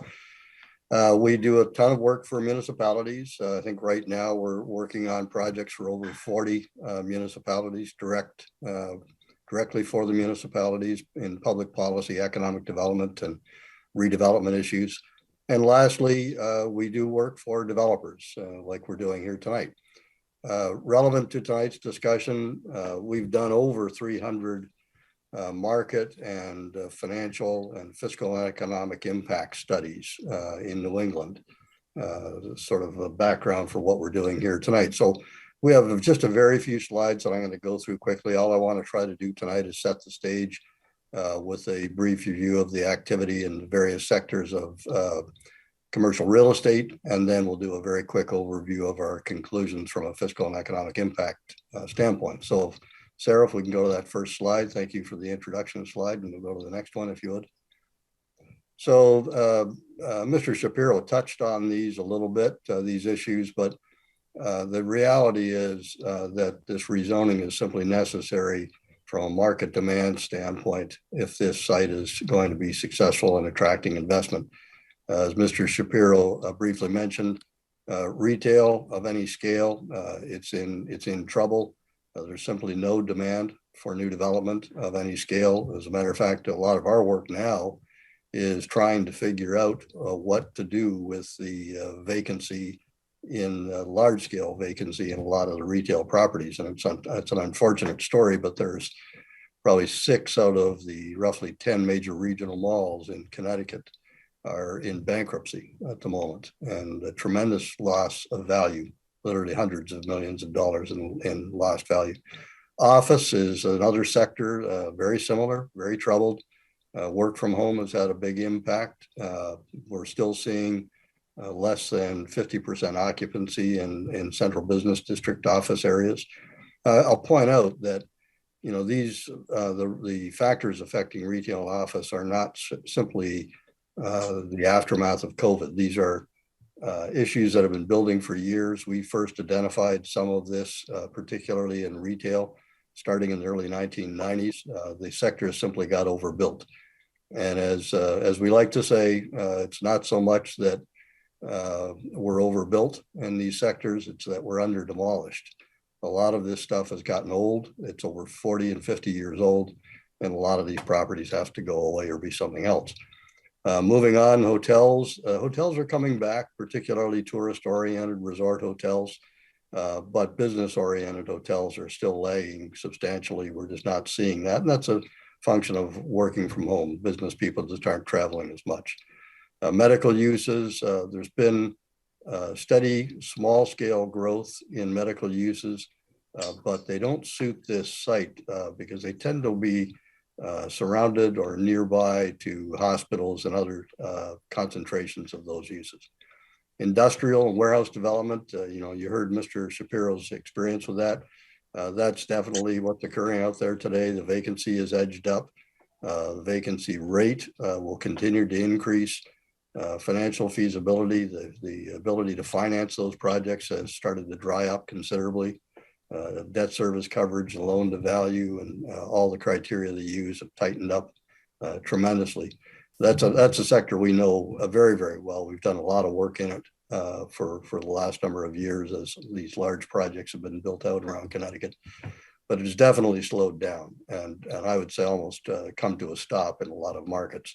And it is a function to some degree of a slowdown in online retail, but again, there are other economic factors impacting it. Self-storage is one that we continue to see demand in. There are specific sites that they want to go on, but the key, I think, takeaway for self-storage in any site, in any community, is that they're really treated as a temporary sort of transitional use for commercial property. In other words, someone will put up self-storage for 5 years or 10 years until the site is ready for other development, and then they'll take it down. While they're there, they represent very low fiscal and economic benefit to the town. Let's go to the next slide, please. So that gets us to multifamily development. And the thing that's driving growth in that sector in Connecticut is just simply a lack of new product. Most communities in Connecticut still have a very high concentration of sort of 1980s vintage, old kitchens, old bathrooms, very dark featured buildings. And all of those 1980s vintage products in multifamily are really suffering from market obsolescence. The demand is slackened dramatically. Quite frankly, people want this product, but they want a better quality product. And the demand is coming from these 4 segments: demographic segments or socioeconomic segments. And the double income, no kids. This is the young couple in their late 20s, early 30s. They're putting off getting married and having kids and so on. They don't want a commitment of a house. They may be earning $250,000 to $300,000 between the two of them. They can afford a $3,000 a month apartment, and they want to travel. They just don't want to be tied down yet to a house. So they want a luxurious home to go to at night. Empty nesters, 2 categories: ones who are close to retirement, ones who are already retired. Same sort of issues. These are higher income people or people that were earning high incomes, often have sold a high value house and they bought a seasonal home, maybe in Vermont or Florida, and they want to stay in the community that they've been in and raised their family in for years, and they can afford the high rents that these better quality products can demand. And the fourth category is a little unusual, but it's become a very significant part of the work that we've done, the studies we've done, and that's recently divorced people. And they want, same reason, many of them are traveling or they want to be able to travel, and they want the higher security of a higher end multifamily development, and they want access to all the amenities. So these products are a very attractive design, really well designed in every product we've worked on. They offer great security features. They are what we call highly amenitized. And I wish we could put the list of amenities into one slide, but I mean, it's just everything from dog washing stations to golf simulators to yoga studios to ballet studios. I mean, the list goes on. And just when we think we've seen the entire list, someone comes up with a new one. So these are highly amenitized residential environments. And as part of that amenitization of these products, they present opportunities for a lot of social engagement. And that's an interesting part as you walk through these products once they're buildings, once they're complete. You see these groups that I've listed above, the empty nesters interacting with the double income, no kids group. And it's really interesting. It's like its own little village, but that's what people want. And, you know, the important point here is maybe the last one, which is that these are high value properties that end up contributing significant positive impacts from a fiscal and economic standpoint on the community. So let's move to the next slide. There's a couple of quick summaries I'll go through, and I'm happy to answer questions. You know, Branford, like a lot of Connecticut communities, is really dominated by single family and owner occupied buildings, many of which have 3 or more bedrooms. We're also seeing the same trend in Branford that we're seeing in other communities across the state in terms of school enrollments declining. Substantial declining in Connecticut, 61,000 less school children in Connecticut since 2007.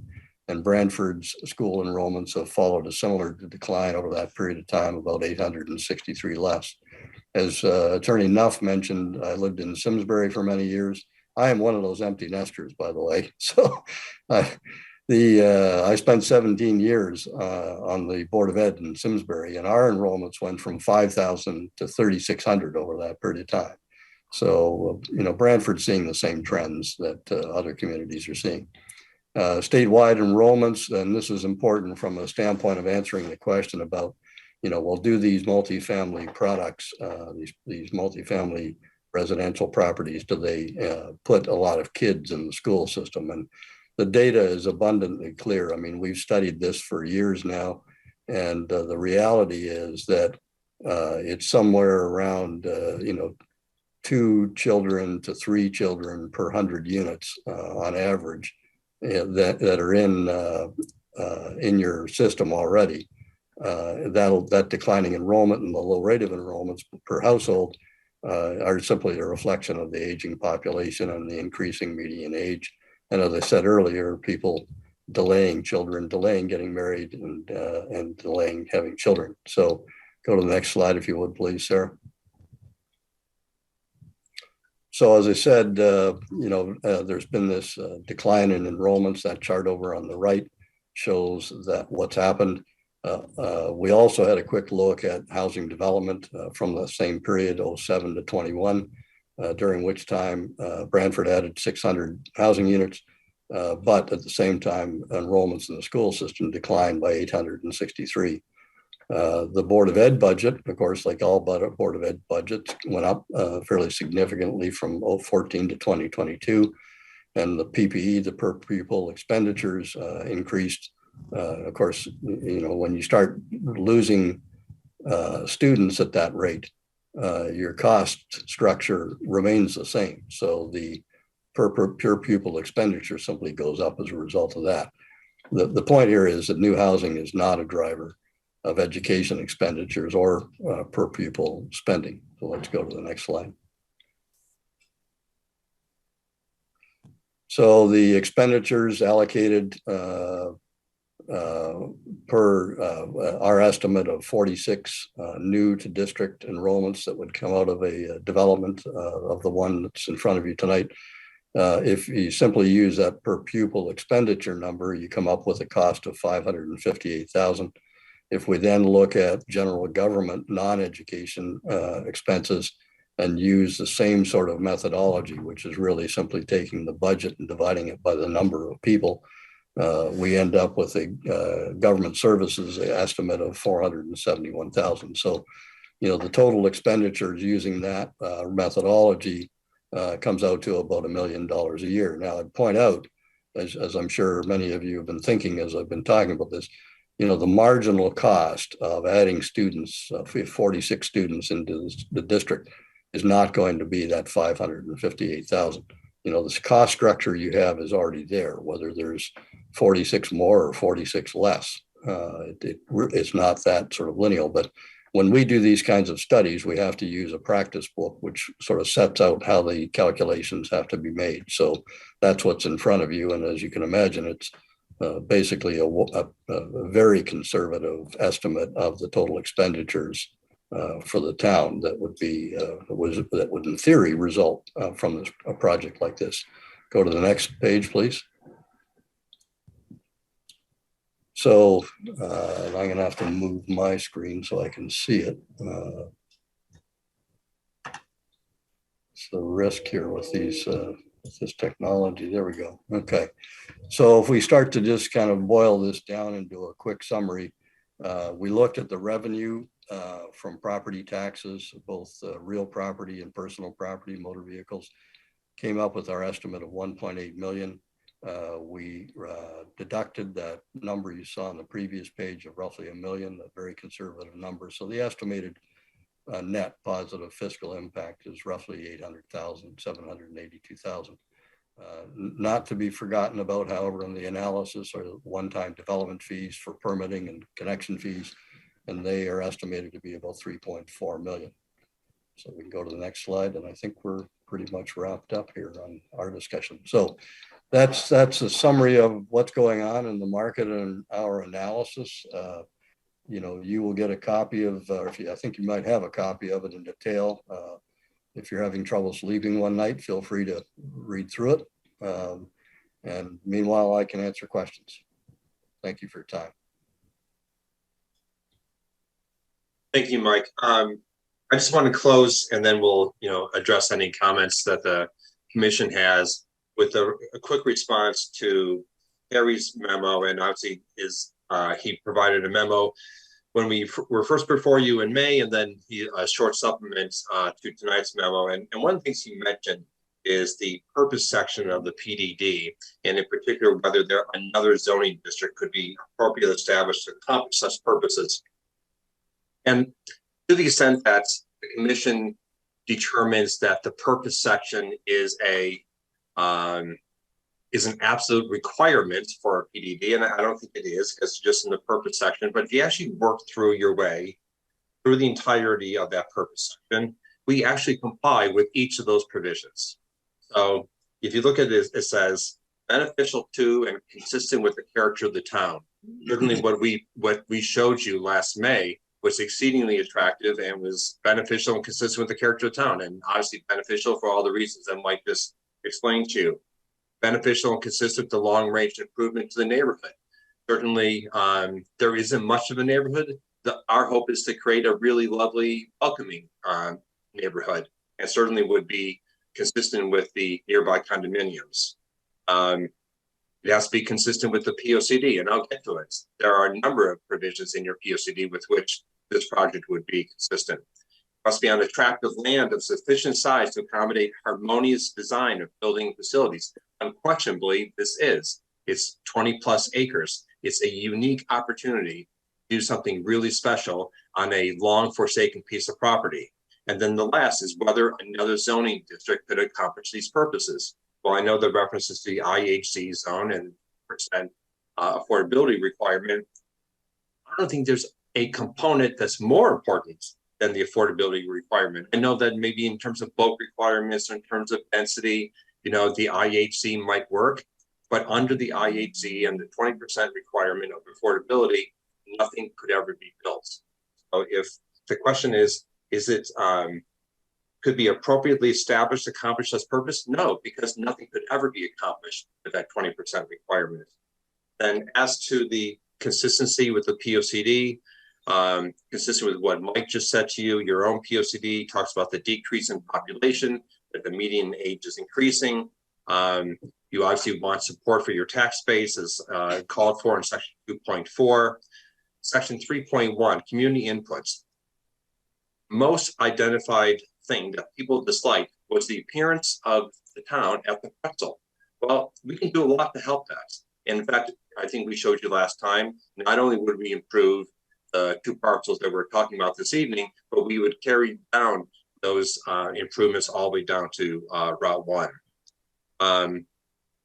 The next most cited complaint was the traffic at exit 53. Well, we already eliminated the one possibility of a use that could use this property with Amazon when they left because of their unique way of sending their vans out at non-peak hours. There's one use left that won't literally blow up the pretzel traffic, and that is multifamily residential. You have a traffic memo from BL that addresses that. Section 7 talks about community character, strong gateways, building design with a sense of place, a sense of scale. I don't know of another property in Branford that affords you the opportunity to create, this sort of large-scale welcoming village that can, help promote the entirety of the town. One of the things that's in Mike's report that, I think in the sake of time, he didn't get to, he just focused on raw numbers to the bottom line of your grand list. But if you think about all the people that he identified in your town and how they will be spending their discretionary dollars, it's not just shops and restaurants. They're going to be buying cars, they're going to be buying insurance. This is going to have a huge impact on the economics of the town, and it'll have a huge benefit to the appearance of this area. And it is a canvas that you should not forsake in terms of, waiting for the next thing.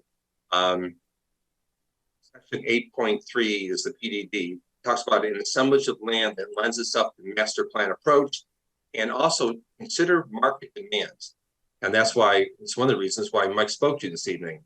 There is only market demand for a multifamily community. Section 10 talks about how housing can promote economic development. Section 10.3 talks about how exit 53, the commission should consider additions or changes as necessary to reflect market conditions. There we have that again. And then obviously with regard to housing, offer opportunities for aging in place, including limited maintenance. So, we'd be happy to revisit some of the specific design things that we talked about last time, and maybe perhaps we overdid it back in May. But, we wanted to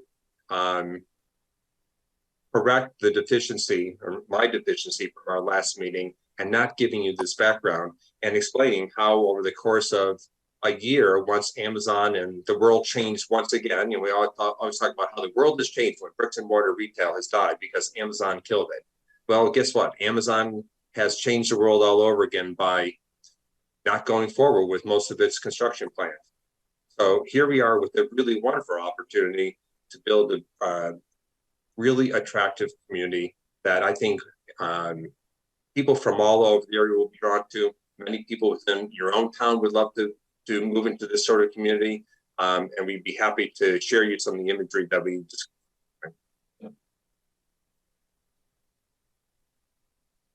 Chuck Anderster, thank you, Mr. Nuff. Is that it? That said, we're happy to answer any questions. We didn't feel the need to go back through and re-show you the plan. We'd be happy to do that, give you another summary of, how we, want to design the buildings, the architecture, the phasing, any of those things.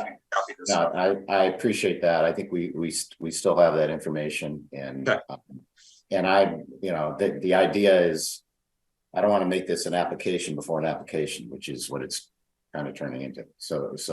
But I understand you're just.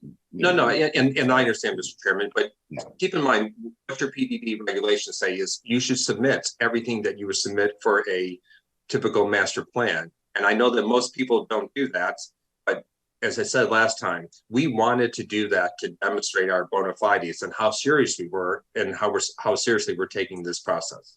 Sure. Okay. Do you? I don't know. I'll give you my reactions. We can go around or quickly if you want, or that'd be great. Sure.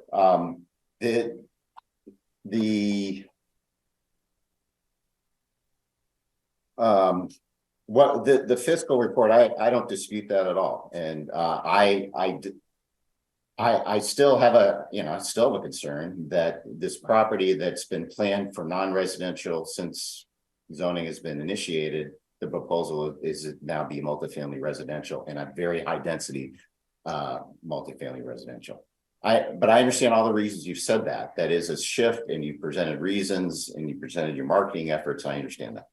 And I understand the traffic limitations and everything about that. So I mean, I would still think the non-residential is better, but I understand the claim for residential. But if we go to residential, I mean, the factors that I mentioned before, are still prime in my head, is that I think the site itself it's